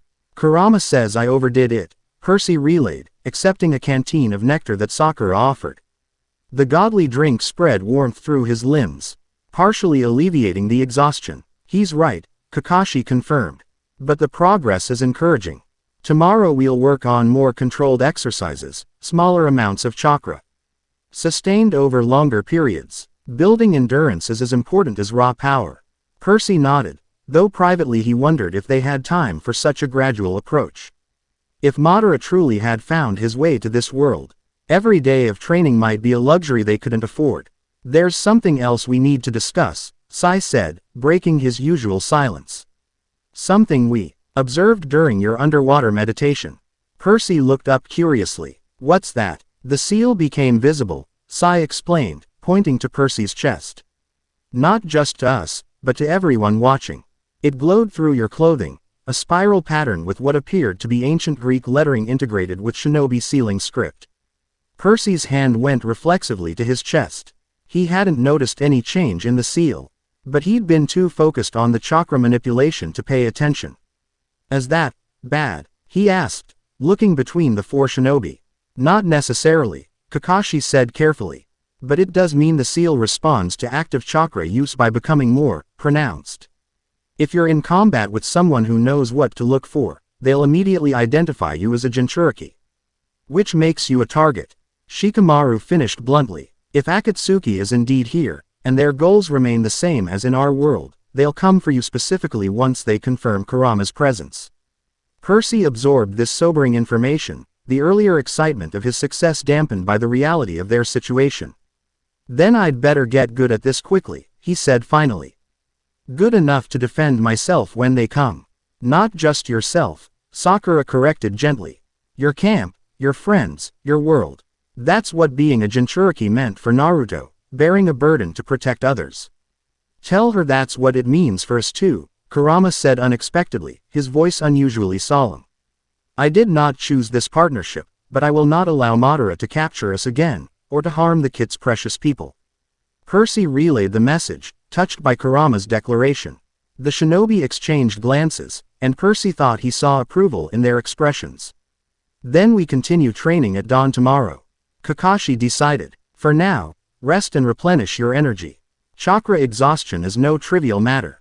As the shinobi departed to confer with Chiron about the day's progress, Percy remained seated on the rock, gazing out at the lake that had just witnessed his first successful chakra manipulation. The water's surface had returned to its usual placid state, giving no indication of the power that had surged through it moments before. You're contemplative, kid, Kurama observed after a moment of shared silence. What troubles you? Just thinking about what Sakura said, Percy admitted. About bearing a burden to protect others. I've been in that position before. Prophecies, great prophecies, putting the weight of the world on my shoulders. I thought those days were behind me. You regret our joining, Kurama stated, not a question but not an accusation either. No, Percy replied without hesitation. That's the strange part. I should resent this whole situation, the near-death experience, the ceiling, the new threats. But I don't. There's something about our partnership that feels right somehow. Like this was always supposed to happen. He felt Kurama's surprise at this admission, followed by a complex emotion the fox didn't attempt to verbalize. Perhaps the fates of your world and the sage of 6 paths of mine would have much to discuss, Kurama said finally. Both seem fond of arranging elaborate destinies for unsuspecting youths. Percy chuckled aloud at that, earning curious glances from passing campers. Great, cosmic matchmakers, he murmured. Just what we needed. Quote, rising from his seat with renewed determination, Percy headed toward the dining pavilion. If chakra use required extra calories as Sakura had warned, he had own serious eating to do before tomorrow's training. Dreams had always been dangerous territory for Percy. As a demigod, his sleep was rarely peaceful, often filled with prophetic visions, divine messages, or glimpses of threats gathering against the world of gods and mortals. But since merging with Kurama, his dreams had taken on a new dimension of intensity. That night, as exhaustion pulled him into sleep, Percy found himself in a landscape unlike any he'd encountered before. He stood in what appeared to be a vast sewer system, ankle-deep in water that reflected an eerie, ambient light with no visible source. Enormous pipes ran along the walls and ceiling, pulsing with energy, some blue, others a fiery orange-red. "My old accommodations," came Kurama's voice, echoing through the chamber. "Or a representation of them. At least." Percy turned to find the fox standing behind him, not the mountain-sized beast he'd glimpsed during the sealing, but a more manageable form, roughly the size of a city bus. Nine Tails swayed gently behind him, occasionally disturbing the shallow water. "Is this inside my mind?" Percy asked, looking around at the strange environment. "A mental landscape where our consciousnesses can interact more directly," Kurama explained. "Naruto's mindscape appeared this way, like the sewers beneath Konoha. I'm surprised yours takes a similar form." Percy frowned, not particularly flattered by the comparison. "So my brain is a sewer. Great." Kurama's mouth stretched in what might have been a smile, revealing intimidating canines. "The form reflects the subconscious, not the conscious mind. The water is your connection to the sea, the pipes your life force and chakra pathways intermingling." "Huh." Percy considered this, then shrugged. "Well, at least it's roomier than my cabin. So why are we here now? I thought I was just going to sleep." "You were sleeping," Kurama confirmed. "But your exhaustion from chakra use has deepened the connection between us. Allowing this direct interaction, I thought it might be useful to speak face to face rather than voice to mind." Percy nodded, appreciating the gesture. It was strange seeing Kurama as a separate entity after days of experiencing him only as a voice and presence within. "So what did you want to talk about?" Percy asked, sitting cross-legged in the shallow water, which somehow didn't make him wet in this mental space. Kurama settled onto his haunches, regarding Percy with those ancient, slitted eyes. "Madara Uchiha," he said gravely. "If he truly has found his way to your world, you need to understand what we're facing." Percy sobered immediately. "Tell me." Madara was one of the founders of Konoha, along with Hashirama Senju, the first Hokage. But he was consumed by Baturns' and a twisted vision of peace, one achieved through absolute control. He possesses the Sharingan, a powerful visual technique that can cast unbreakable illusions, see through any deception, and copy almost any jutsu instantly. "Sounds cheerful," Percy muttered. "It gets worse," Kurama continued. "His particular Sharingan evolved into the Rinnegan, the most powerful visual technique known to shinobi. With it, he can manipulate all 5 basic nature transformations, control gravity, absorb chakra, summon enormous creatures, and even pull souls from bodies." Percy whistled low. "And I thought the gods had impressive powers. How did Naruto fight someone like that?" A complicated expression crossed Kurama's vulpine features, pride mingled with grief. With unwavering determination, the support of his comrades, and a stubborn refusal to surrender to despair. Naruto's greatest strength was never his jutsu or even my power. It was his ability to inspire others, to form bonds that transcended hatred. "You miss him," Percy observed softly. Kurama didn't deny it. "He was the first human since the Sage of 6 Paths to treat me as more than a weapon or a monster. He called me friend, partner, comrade, and meant it."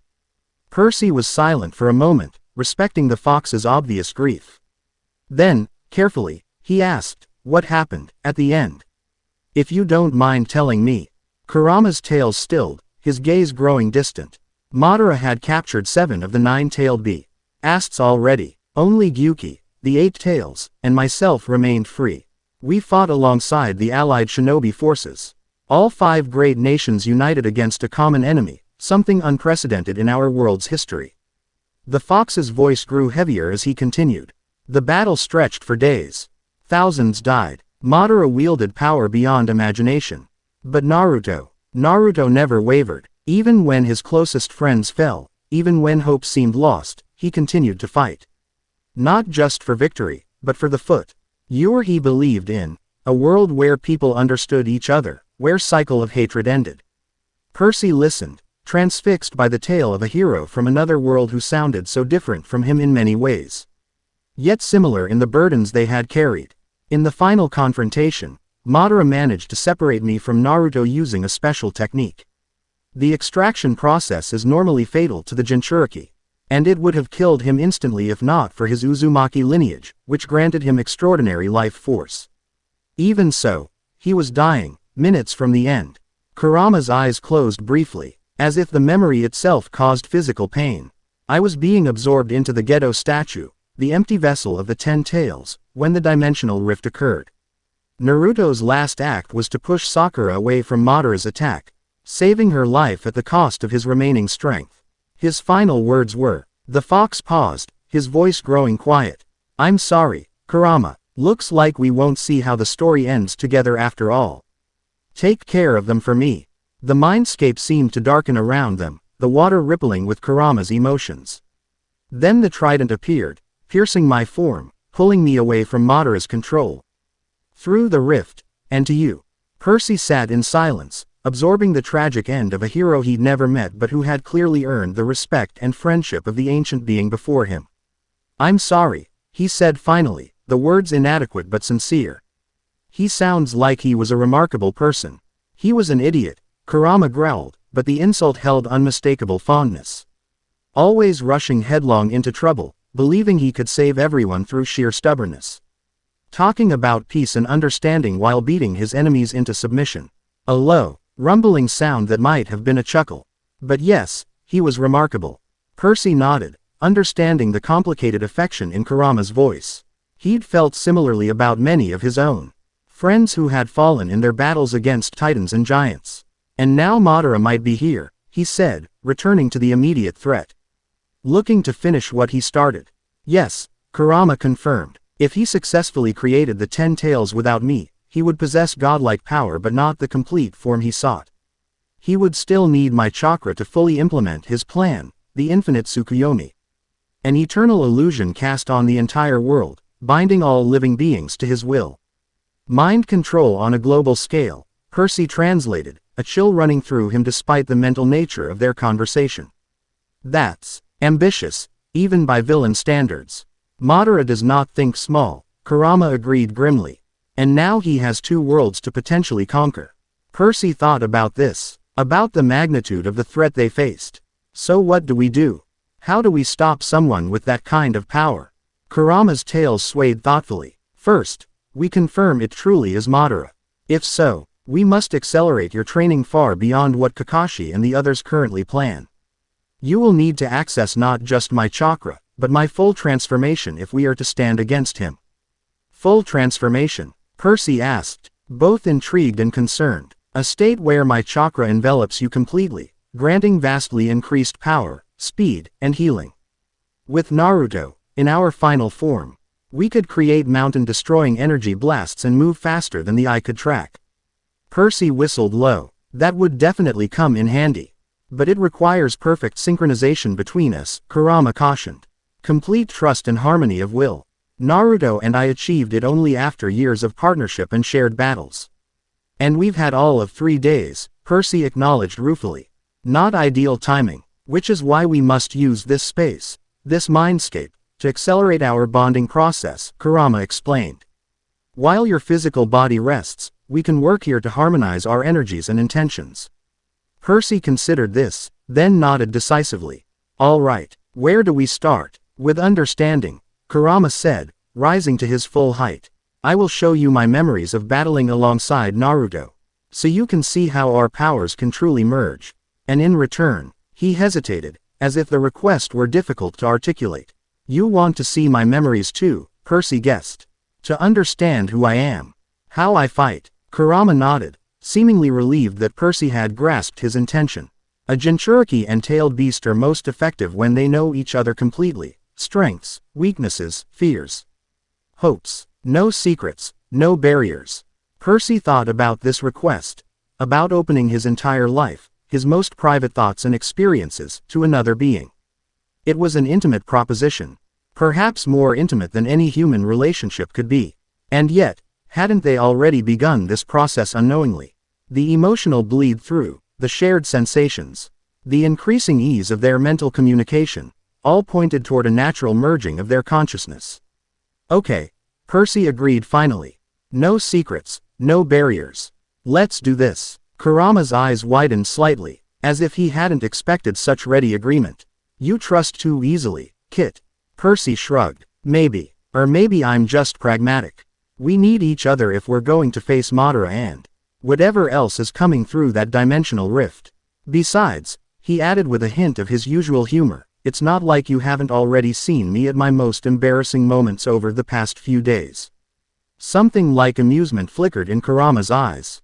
Very well. We begin now. The mindscape around them shifted, the sewer tunnels dissolving into a vast, blank space. Images began to form, vivid, three-dimensional scenes of battles Percy could scarcely comprehend. Ninja moving faster than thought, wielding elements with casual mastery, transforming the landscape with godlike powers. And at the center of many of these memories, a young man with bright blonde hair, whisker marks on his cheeks, and a determined grin that never wavered even in the face of overwhelming odds. Naruto Uzumaki, Kurama's previous partner, fighting with creativity and indomitable spirit. Percy watched, absorbing the fighting style, the techniques, the unique way Naruto had drawn on Kurama's power, sometimes as a golden aura, other times as a full fox-shaped avatar of energy surrounding him. Then the perspective shifted, and Percy was sharing his own memories with Kurama, battles against the Minotaur, the war with Kronos, the struggle against Gia, his own growth from a confused 12-year-old to a leader of Camp Half-Blood, his unique water abilities, his experience with the curse of Achilles. EY exchanged lifetimes of experience in what felt like hours, each gaining insight into the other's world, battles, and personal journey. When the process finally concluded, Percy felt both drained and invigorated. As if he'd run a marathon and emerged stronger for the effort. You have faced gods and titans, Kurama acknowledged, respect evident in his voice. Your courage is not in question. Madara is unlike any enemy from your world, neither a mindless monster nor a divine being bound by ancient rules and limitations. He is a human who has transcended humanity, driven by vision and will rather than nature or obligation.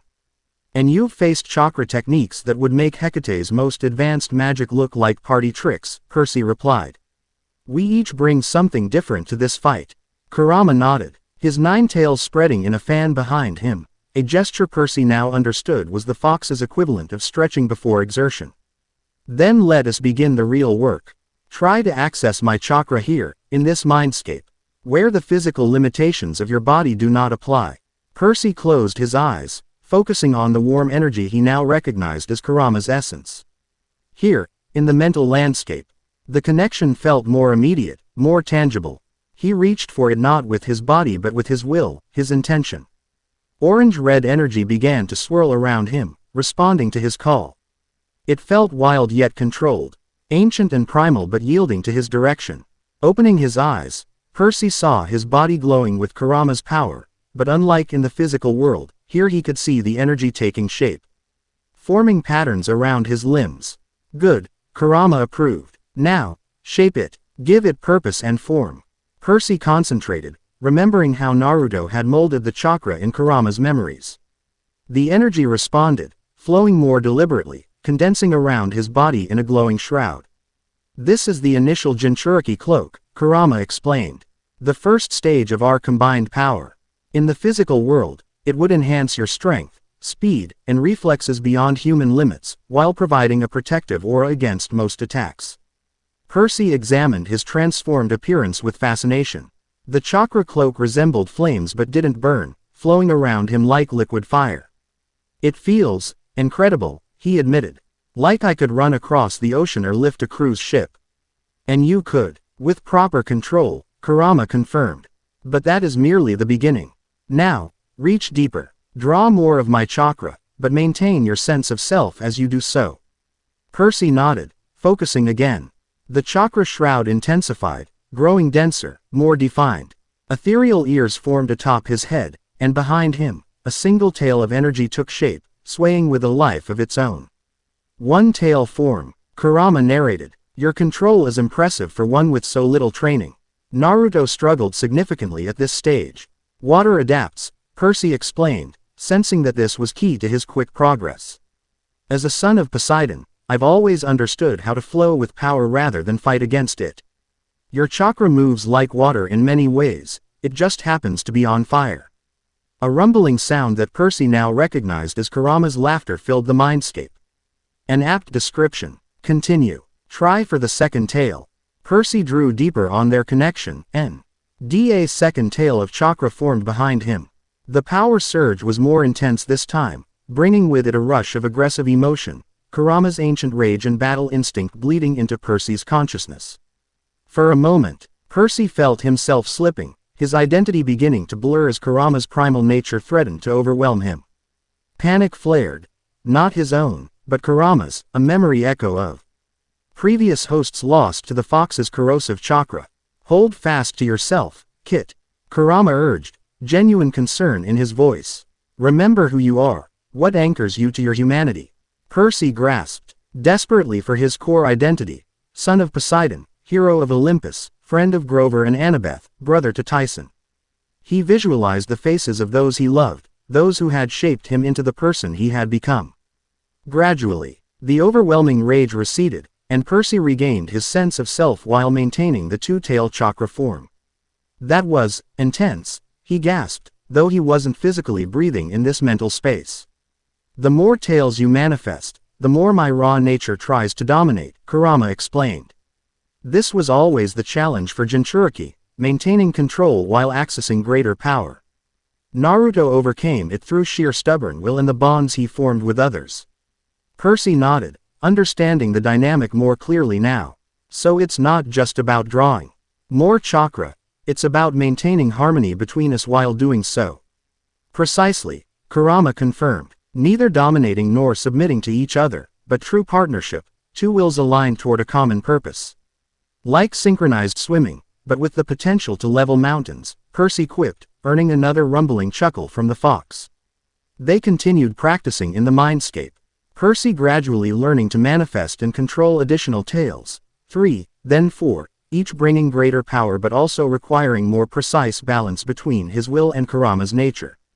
By the time they reached the four-tail state, Percy understood why Kurama had insisted on this mental training first.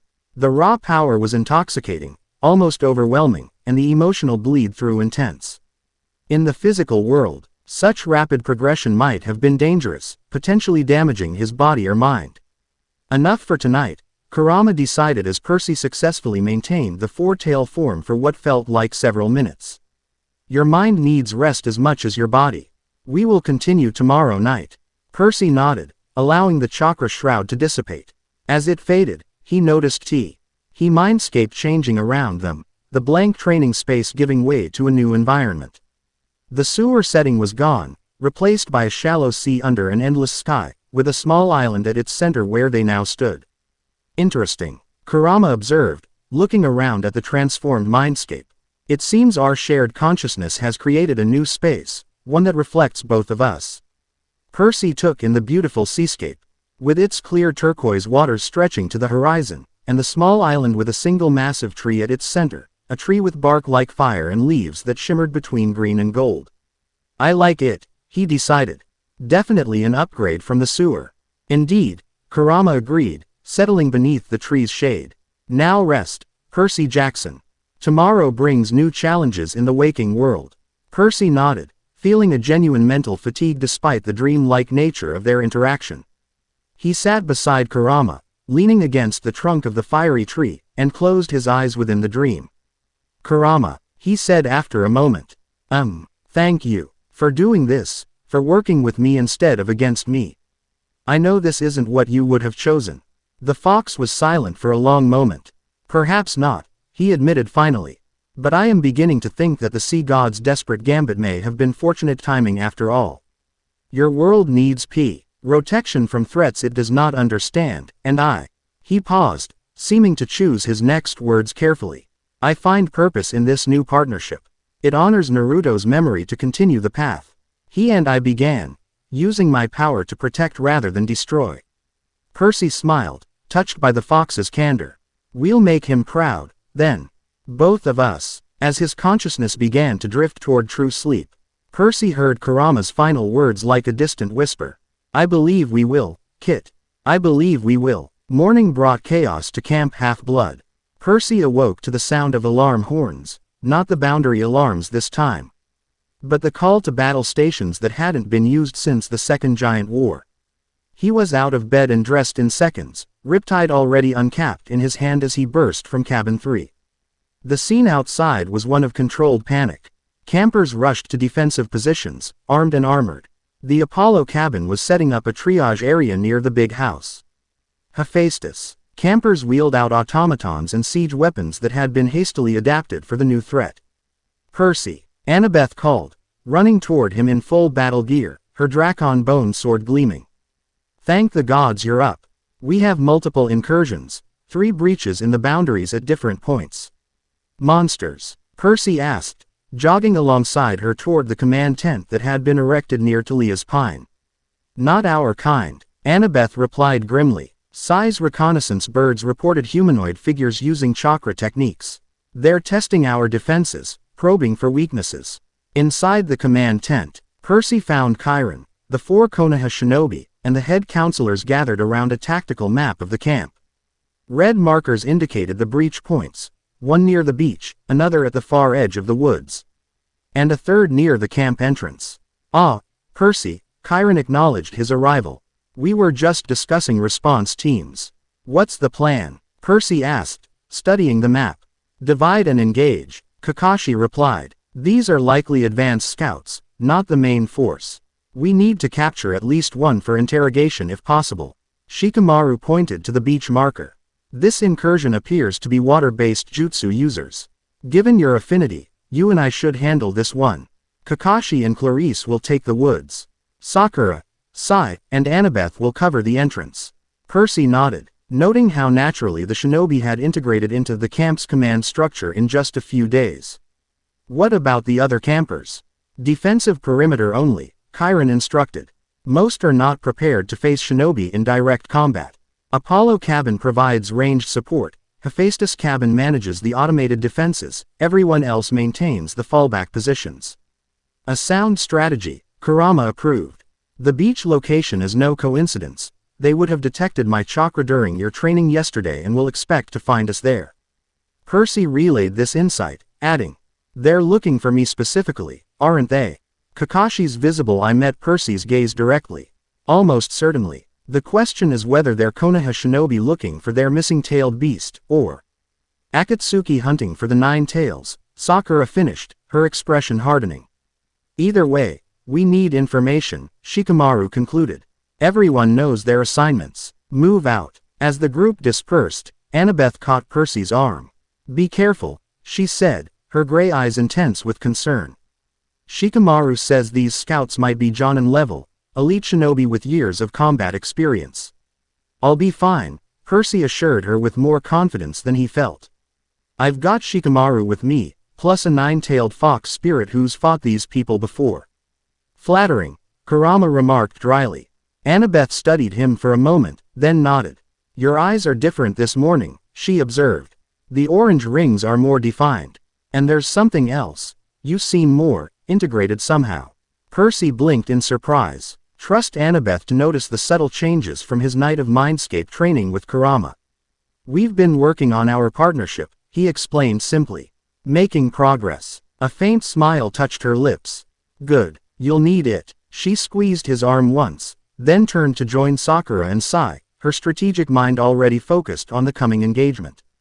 Percy watched her go, a complex mix of emotions swirling within him, concern for her safety, admiration for her courage, and that lingering ache of what might have been. Then he pushed those thoughts aside, focusing on the immediate threat. Ready for our first real battle together? He asked Kurama as he jogged toward the beach, Shikamaru falling into step beside him. Born ready, Kid, the fox replied, and Percy could feel his partner's battle hunger rising to match his own adrenaline. Just remember what we practiced in the mindscape. Draw on my chakra gradually, maintain control, and don't overextend. Got it, Percy acknowledged. Start small, scale up as needed. They reached the beach within minutes, the morning sun glinting off the calm surface of Long Island Sound. At first glance, nothing seemed amiss, just the familiar shoreline Percy had known for years. There, Shikamaru said quietly, pointing toward a disturbance in the water about 50 yards offshore. Water clones, submerged and waiting. At least 3, possibly more. Percy squinted, extending his senses into the water. Sure enough, he detected unnatural currents, movements that couldn't be explained by tides or marine life. But there was something else too, a foreign energy disrupting his natural connection to the sea.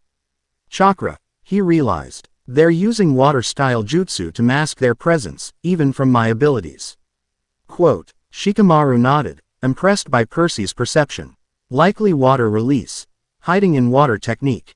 A Jonin-level concealment jutsu. Should we wait for them to make the first move? Percy asked, riptide ready in his hand. The Nara strategist shook his head. Their information gathering. They could stay hidden for hours, observing. Better to force engagement on our terms. Percy grinned. That, I can do. He stepped to the water's edge, planted his feet firmly in the wet sand, and reached out with both his demigod powers and a careful measure of Kurama's chakra. The dual energies flowed through him in harmony, exactly as they had practiced in the mindscape. With a sweeping gesture, Percy commanded the water to recede, not just at the shoreline, but across the entire area where Shikamaru had detected the intruders.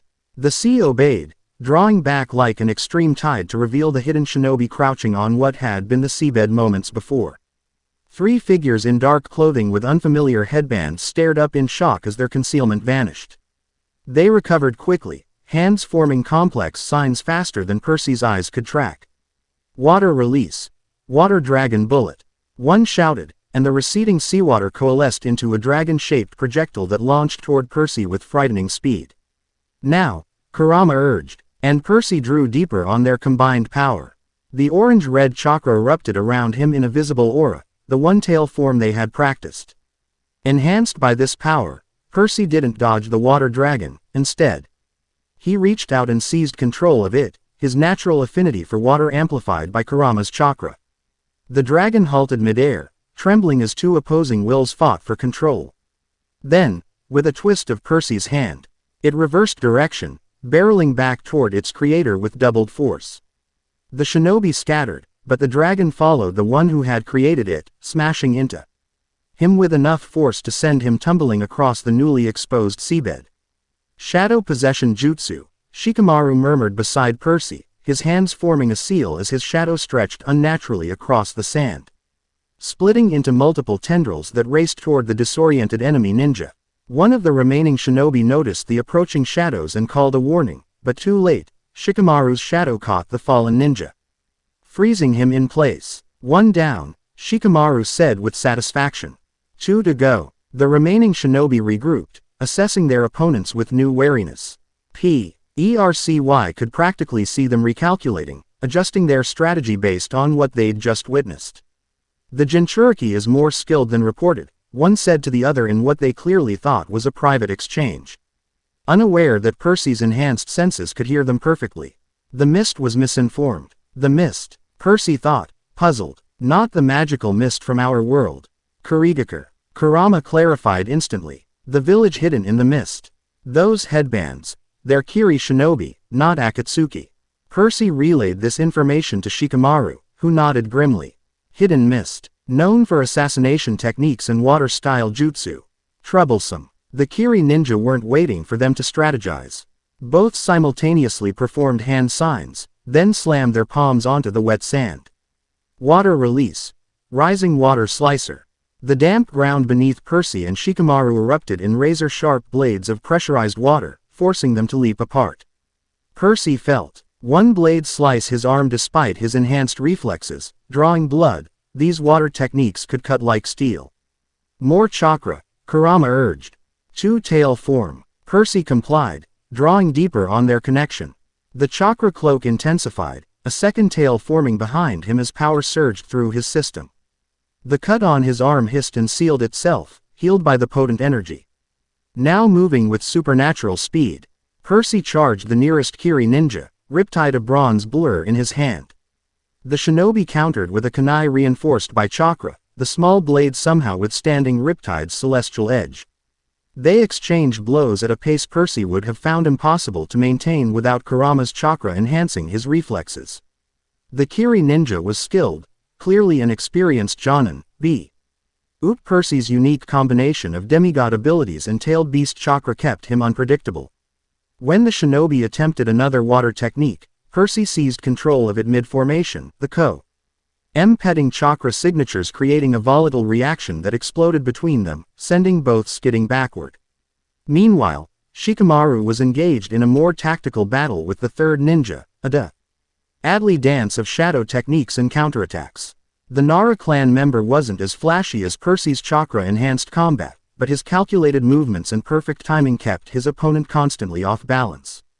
"Behind you," Kurama warned suddenly. Percy spun to find the shinobi Shikamaru had initially captured free of the shadow bind and forming hand signs directly behind him.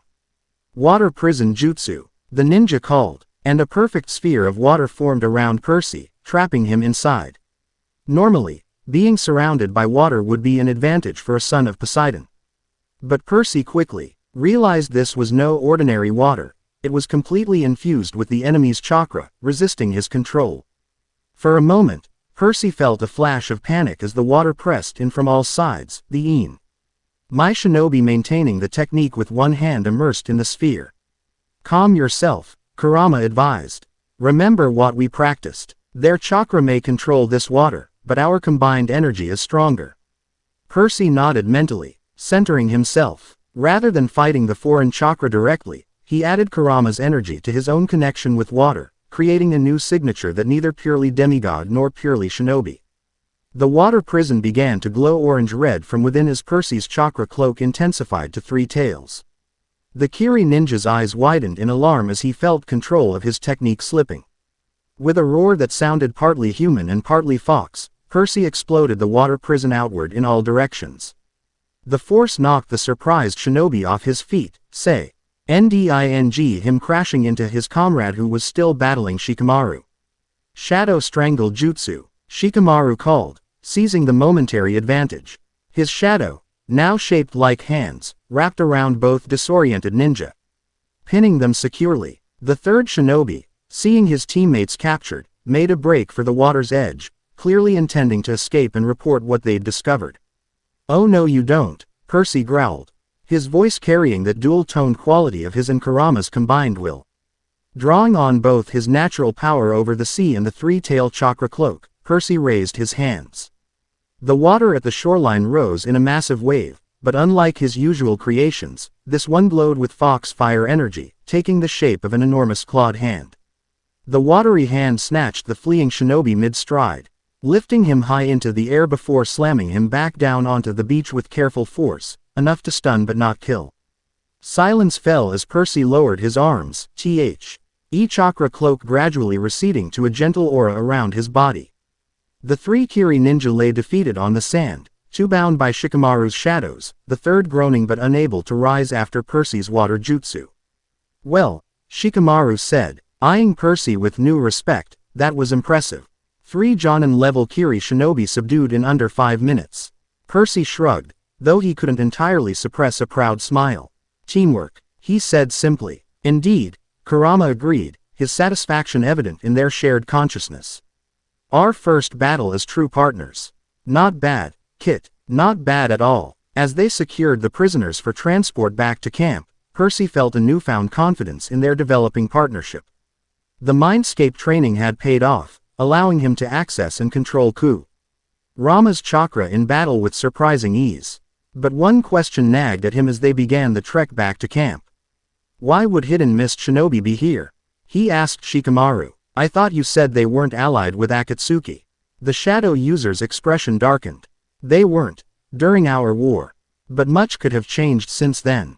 And more troubling." "What?" Percy prompted when Shikamaru hesitated.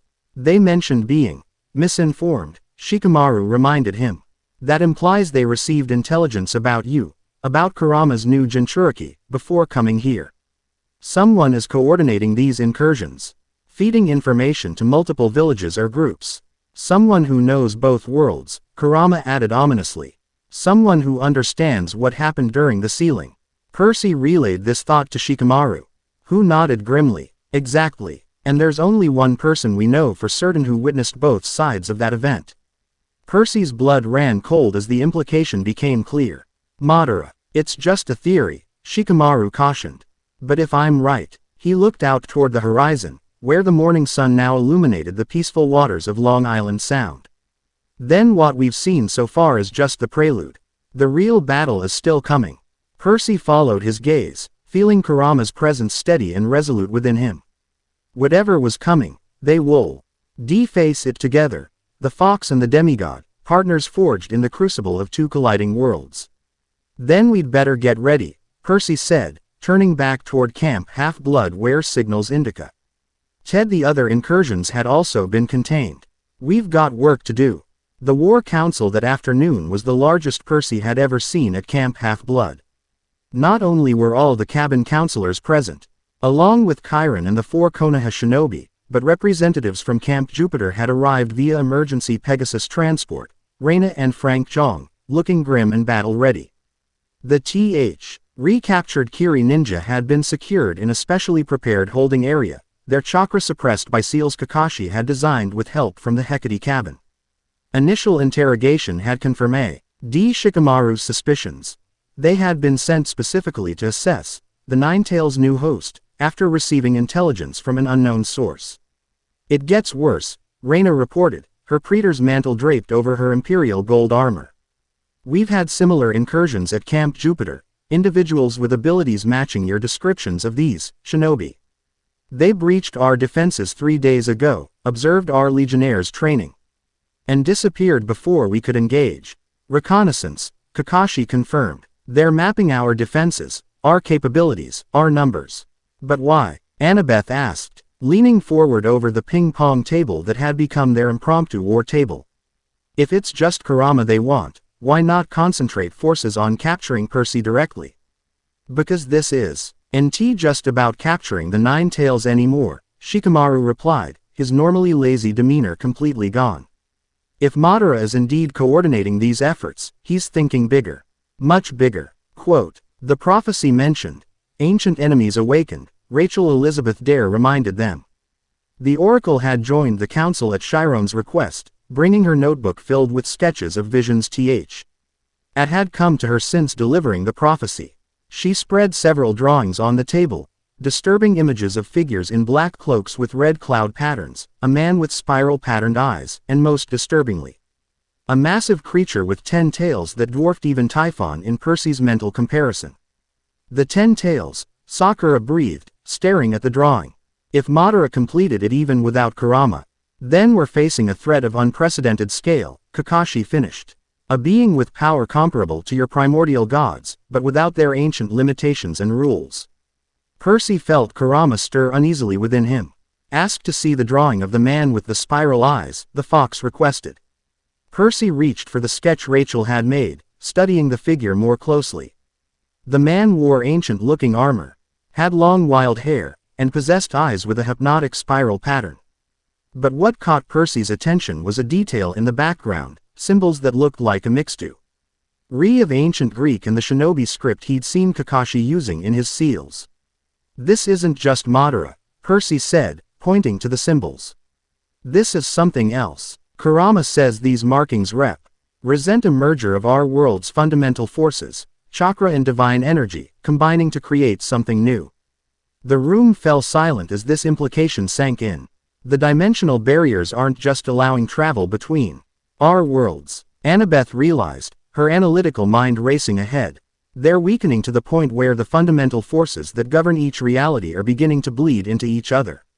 Which would explain the reports from our scouts, Frank added, pulling out a map marked with red dots. These locations across the country, monsters behaving strangely, using abilities that don't match any known mythology. A hellhound that could walk on water and breathe fire. A group of Telkines manipulating shadows like weapons. Chakra-enhanced monsters, Sai confirmed, his usually expressionless face showing rare concern. The dimensional bleed is accelerating. Chiron's tail flicked nervously as he studied the maps and reports. If this continues, both our worlds face catastrophic changes to their very nature. The gods themselves may be affected in ways we cannot predict. And Madara would be positioned to take advantage of the chaos, Kakashi concluded grimly. With the power of the 10 tails, enhanced by whatever divine energies he can harness from your world, he could reshape both realities according to his vision. The infinite Tsukuyomi on a multidimensional scale, Sakura whispered. Horror evident in her voice. Percy looked around the table at the assembled leaders, demigods and shinobi united by a common threat that neither fully understood.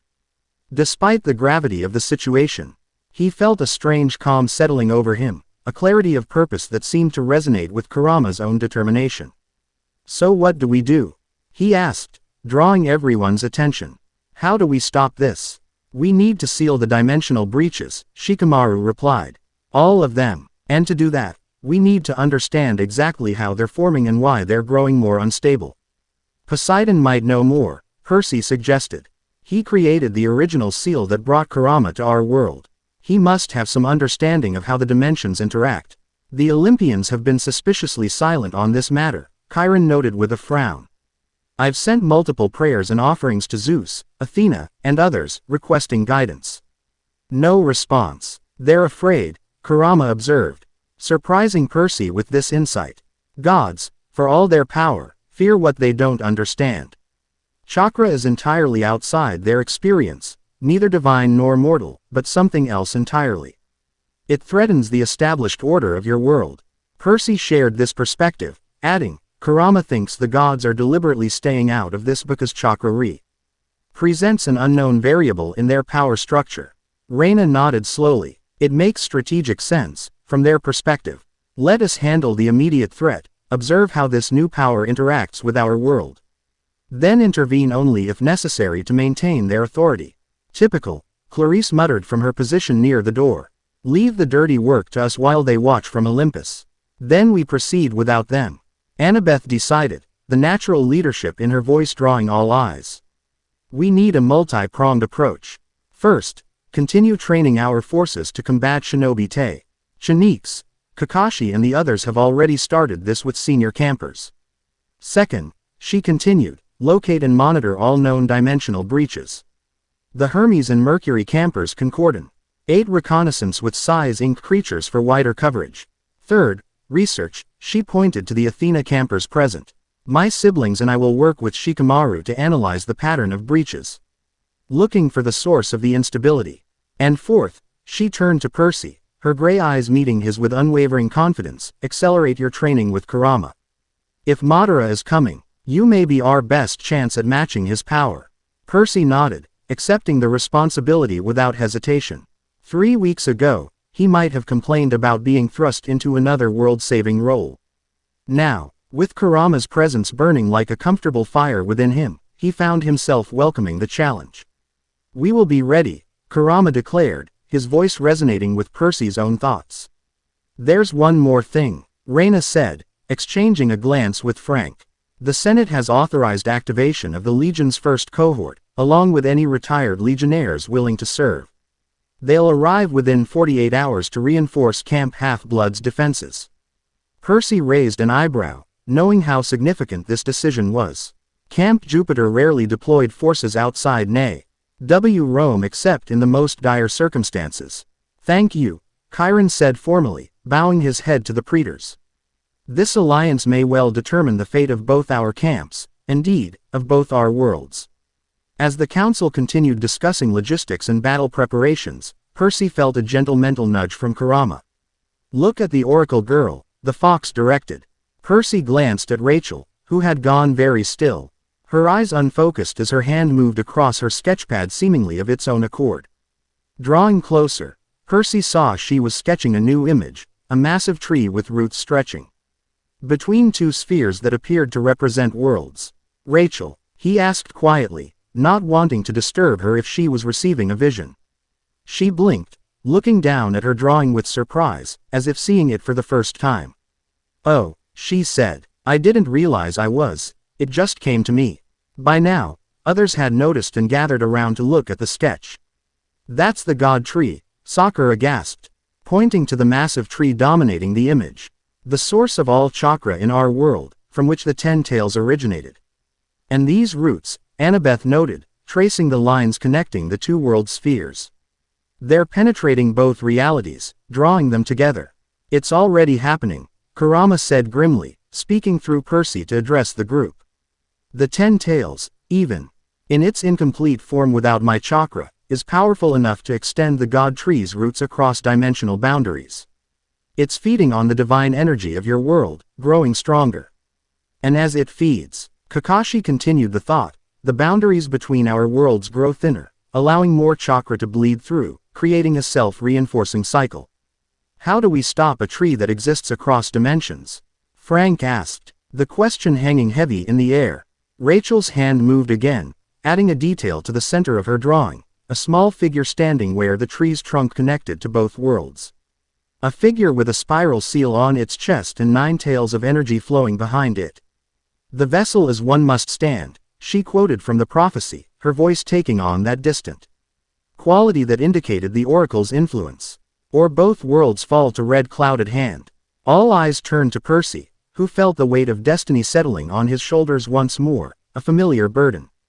But this time shared with the ancient being sealed within him. The seal that connects us, Percy said slowly, understanding dawning. It's not just binding Kurama to me, it's a template, a pattern. And for how chakra and divine energy can coexist in harmony rather than conflict. Poseidon understood more than I realized, Kurama admitted, genuine awe in his mental voice. The seal he created doesn't just contain me within you, it creates balance between our energies, neither dominating the other. A model for how the worlds themselves should interact, Annabeth concluded, her brilliant mind connecting the dots. Not merging chaotically as is happening now, not one consuming the other, but a balanced coexistence. So the solution isn't trying to completely separate the worlds again, Shikamaru reasoned. But rather to establish a controlled, balanced connection between them. And the key to creating that balance. Chiron looked directly at Percy. As us, Percy finished, feeling Kurama's agreement resonating within him. Me and Kurama, working as one. The implications were staggering. Percy had thought they were merely fighting to stop Madara and seal the dimensional breaches. Now it seemed they were meant to establish an entirely new paradigm for how two universes could coexist. No pressure, Kit, Kurama commented with grim humor. Yeah, Percy thought back. Just reshaping cosmic reality. Totally normal Tuesday for Percy Jackson. Despite the enormity of what faced them, Percy found himself smiling slightly. This wasn't so different from his previous quests, really, impossible odds.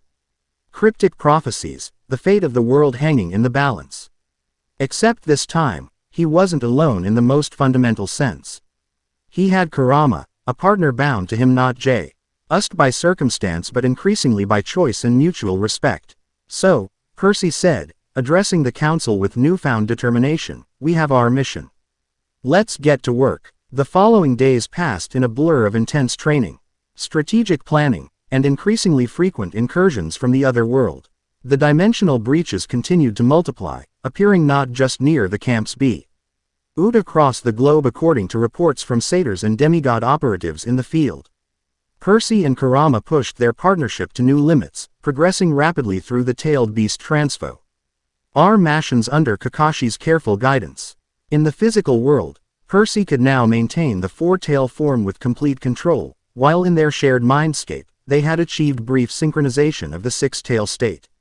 The Roman reinforcements arrived as promised, transforming Camp Half-Blood into a fortified military installation. The first cohort established defensive positions around the perimeter, their disciplined approach complementing the more individualistic Greek fighting style. Percy was returning from an afternoon training session with Kakashi when he spotted a familiar figure sitting alone on the canoe lake dock. Reina, her armor set aside for once, dangling her feet in the water as she gazed out across the placid surface. She seems troubled, Kurama observed as Percy hesitated, uncertain whether to approach or give the praetor her privacy. She carries a lot of responsibility, Percy replied mentally. The entire Roman camp looks to her for leadership, especially. A lie with Frank splitting his time between here and New Rome. After a moment's consideration, Percy decided to join her. They had worked together during the Giant War but had never developed the close friendship he shared with many of the Greek campers. Still, he respected her immensely, and something about her solitary vigil called to him.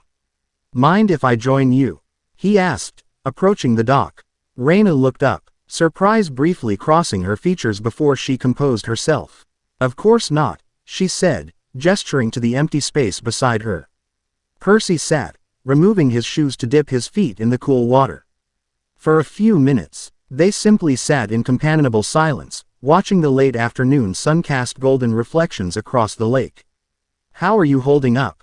Reyna asked finally, her voice softer than her usual commanding tone. "With everything that's happening, the seal, the fox spirit, the prophecy." Percy considered the question, appreciating that she had asked about his well-being rather than his progress or abilities. "Better than I would have expected," he admitted. "Kurama and we've found a rhythm together. It's strange. Having another consciousness sharing your body should be invasive. Overwhelming. But it feels more like having a partner who's always there, who understands every situation exactly as I do because he's experiencing it with me." Reyna nodded thoughtfully. "Your eyes have changed. Not just the color," she clarified when Percy raised a questioning eyebrow. "The way you look at things. There's an added perspective there, something ancient and perceptive." "I like her," Kurama commented, a hint of amusement in his mental voice. "She sees clearly." "Kurama says he approves of your observation skills," Percy relayed with a smile. Reyna's lips quirked upward. "High praise from an immortal fox spirit, I suppose." She fell silent again, her expression growing distant as she gazed across the water. Percy sensed there was something specific troubling her. Something beyond the general stress of their situation. "Is everything okay?" he asked gently. "With Camp Jupiter, I mean." Reyna sighed, her shoulders dropping slightly, a rare show of vulnerability from the usually stoic Praetor. "The camp is as secure as we can make it. But the Senate is divided on how to proceed. Some believe we should seal off New Rome completely, focus solely on protecting our own people. Others want to commit more forces here, to fight alongside the Greeks and these shinobi allies." "And what do you think?" Percy asked. "I think division is exactly what our enemy wants," she said firmly. "These dimensional breaches, the chaos they're causing, they affect all of us, Greek, Roman, mortal, everyone. We stand together or fall separately." Percy nodded, respecting her clear-eyed assessment. "For what it's worth, having the first cohort here has made a huge difference. The campers feel more secure knowing we have Roman discipline backing us up." A small, genuine smile touched Reyna's lips. "They've been impressed by the Greek campers too, though they'd never admit it openly. Especially the way your people have adapted to fighting shinobi. Creative, unpredictable, very Greek." They shared a moment of understanding, leaders from different traditions who had learned to value each other's strengths. "There's something else," Reyna said after a pause, her voice taking on a more hesitant quality that seemed out of character for her. "Something I noticed during yesterday's council meeting. When we were discussing the seal that binds you and Kurama." Percy waited, curious about what could make the confident Praetor uncertain. "The way you described your partnership, the balance between your energies, neither dominating the other but working in harmony." She looked at him directly now, her dark eyes intense. "It reminded me of something. A very old Roman legend about the earliest days of Rome, before even Romulus and Remus." "Ask her to continue," Kurama urged, suddenly alert. "What legend?" Percy prompted. "It speaks of visitors from beyond the known world, warriors with powers unlike any seen in the Mediterranean. They taught certain techniques to the ancestors of Rome, methods of channeling inner energy that became the foundation of our legion's discipline and strength." Percy felt Kurama's surprise and interest surge through their connection. "You think they might have been shinobi?" "From Kurama's world, I don't know," Reyna admitted. "But the descriptions in our oldest texts, of energy that could strengthen the body, enhance weapons, even manipulate elements, it sounds remarkably similar to what Kakashi and the others have been teaching us." "It's possible," Kurama mused. "The dimensional boundaries may have been thinner in the distant past, allowing limited travel between worlds. The Sage of Six Paths spoke of journeys to other realms in some of the oldest shinobi legends." Percy relayed this information to Reyna, who nodded thoughtfully. "If true, it means our worlds have interacted before, perhaps many times throughout history. The current crisis may be unprecedented in scale, but not in kind. Which means there might be historical precedents for how to resolve it," Percy realized, excitement building. "Ancient knowledge that could help us understand how to restore balance between the dimensions." "Exactly," Reyna confirmed. I've sent for the oldest scrolls from the New Rome archives. They should arrive tomorrow with the supply convoy. Reina, this could be huge, Percy said, genuine gratitude in his voice. Thank you for thinking of this. She shrugged, though Percy could tell she was pleased by his reaction. Romans remember. It's what we do. While Greeks push forward with new ideas, we preserve the knowledge of the past. A valuable ally, Kurama commented appreciatively. And perceptive in ways the others aren't. She sees connections across time, not just space. Percy found himself nodding in agreement, studying Reina with new appreciation. There was a depth to the Praetor that he hadn't fully recognized before, a wisdom beyond her years and a perspective that complemented his own instinctive approach to problems. Kurama thinks you're pretty impressive, Percy told her, then added with his own sincerity, so do I. A faint blush colored Reina's cheeks, surprising Percy. The formidable Praetor was not known for such reactions. She tucked a strand of dark hair behind her ear, her gaze returning to the lake. The feeling is mutual, she said quietly. What you're doing, carrying this burden, facing these threats, it takes extraordinary courage. I'm not alone in it, Percy reminded her, conscious of Kurama's presence within him and the support of their many allies. No, Reina agreed, meeting his eyes again with an intensity that made something flutter in Percy's chest. You're not alone. The moment stretched between them, charged with an unexpected connection that Percy hadn't anticipated. Then Reina seemed to catch herself, straightening her posture and adopting a more professional demeanor. I should check on the cohort's evening rotation, she said, rising gracefully to her feet. Thank you for the company, Percy. Anytime, he replied, meaning it. And thanks for sharing that legend. It might be exactly what we need. She nodded, collecting her armor before heading back toward the Roman encampment. Percy watched her go, aware of Kurama's amused presence in his mind. The warrior queen is interested in you, Kit, the fox observed with undisguised humor. And I sense you're not entirely indifferent. What? No, she's just. She's the Praetor, and we're in the middle of an interdimensional crisis, Percy stammered mentally, feeling flustered. Kurama hummed skeptically. Humans are fascinating, always finding connections even in the midst of chaos.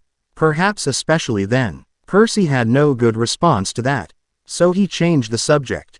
Let's focus on what she told us about those ancient scrolls. If there's historical precedent for interaction between our worlds, it could help us understand how to restore balance. A convenient deflection, Kurama noted dryly, but you're right. This information could be valuable. We should tell Kakashi and the others.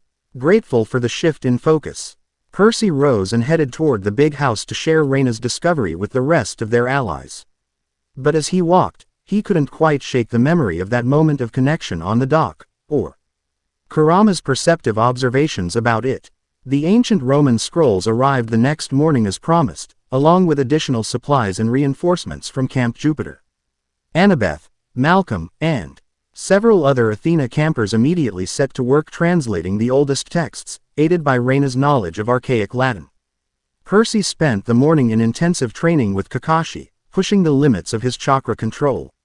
They had moved beyond basic manipulation to more complex techniques, including the beginning stages of the Rasengan, a spiraling sphere of concentrated chakra that had been one of Naruto's signature techniques.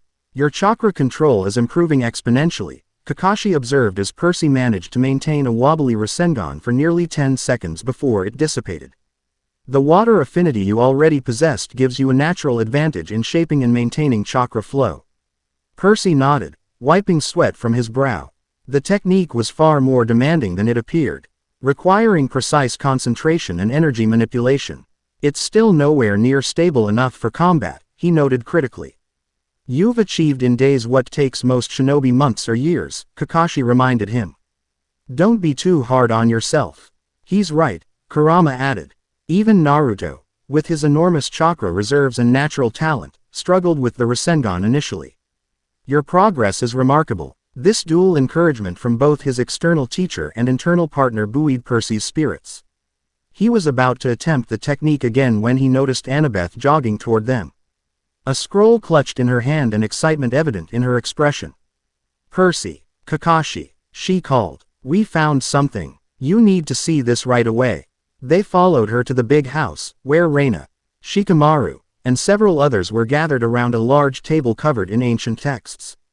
At the center lay an unrolled scroll, its parchment yellowed with age, covered in faded Latin script and intricate diagrams. It's called the Codex Chakram, Annabeth explained, her gray eyes bright with discovery. It dates back to the earliest days of Rome, supposedly record ed by a priest who encountered travelers from a realm beyond the eastern stars. The travelers taught techniques of inner fire cultivation to selected Romans, Reina continued, pointing to a particular passage. The descriptions match basic chakra manipulation almost exactly: hand signs, energy pathways, elemental affinities. Kakashi leaned closer, studying the diagrams with his visible eye. These are rudimentary chakra network mappings, he confirmed, genuine surprise in his voice. And these symbols? He traced a pattern that looked like a combination of Latin characters and shinobi script. They're reminiscent of sealing techniques used by the Uzumaki clan, Naruto's ancestors. But here's the most important part, Malcolm said, carefully turning to another section of the scroll. It describes what happened when these visitors stayed too long in our world. A thinning of the veil between realms, causing creatures of shadow to take on aspects of fire, and beasts of the earth to walk as men. Chakra affecting monsters, and divine energy affecting shinobi constructs, Percy translated. Just like what's happening now. Exactly, Annabeth nodded. And here's how they resolved it. She pointed to an elaborate circular diagram that depicted two interlocking spirals surrounded by symbols from both written languages. They created what the text calls a seal of harmonic resonance, a construct that balanced the energies of both worlds, allowing them to coexist without merging chaotically. This is it, Kurama said with rare excitement. This is what we need. The seal on your chest is a variation of this same principle, but scaled for individuals rather than entire dimensions. Percy shared Kurama's insight, adding, so we need to create a larger version of our binding seal. One that can stabilize the connection between both worlds rather than just between Kurama and me. That's our theory, Reina confirmed. But there's a complication. Of course there is, Percy sighed. The seal requires simultaneous activation in both dimensions, Shikamaru explained, pointing to a specific passage. It must be anchored at the corresponding nexus point in each world, with precise timing and perfect chakra divine energy balance. Which means someone would need to return to the shinobi world to activate that side of the seal, Kakashi concluded grimly. Silence fell as they absorbed the implications. The dimensional breaches they'd encountered so far were unpredictable, unstable, hardly suitable for a coordinated mission between worlds. There's more, Annabeth said after a moment, her expression troubled. According to the text, the original seal required a sacrifice, a willing vessel to serve as the living bridge between worlds, maintaining balance for as long as the connection remained. All eyes turned to Percy, who felt a cold weight settle in his stomach. They misunderstand, Kurama said quickly. Let me speak. Percy nodded mentally, allowing Kurama's consciousness to come forward. His eyes shifted, the orange rings brightening as his voice took on that dual-toned quality that indicated they were speaking as one. The sacrifice is not what you fear, Kurama, Percy explained. The text speaks of a vessel, yes, but not in the sense of a physical body being consumed. Rather, it describes a spiritual anchoring, a consciousness that exists simultaneously in both dimensions, maintaining the harmonic balance. Like what you and Percy already share, Sakura realized, understanding dawning on her face. Precisely, Kurama confirmed. Our bond already spans both worlds, my chakra nature from the shinobi realm, Percy's divine heritage from yours. We are already the bridge the seal requires. But that would mean, Annabeth began, her quick mind racing ahead. One of us would need to physically return to the shinobi world to activate that side of the seal, Percy said, his own voice returning as Kurama receded slightly. While maintaining our connection across dimensions. Is that even possible? Reina asked, looking between Percy and the Konoha shinobi. Theoretically, Kakashi said slowly. If the foxes see, consciousness can be partially projected back to our world while remaining connected to Percy, it might work. But the strain on both would be immense. It would require perfect synchronization, Kurama added through Percy. The full nine-tail transformation, with absolute harmony between our wills and energies. Which we haven't achieved yet, Percy admitted. We've reached 6 tails in mindscape training. But that's still a far cry from the complete transformation. How long would it take to reach that level? Shikamaru asked, his strategic mind already calculating timelines and possibilities.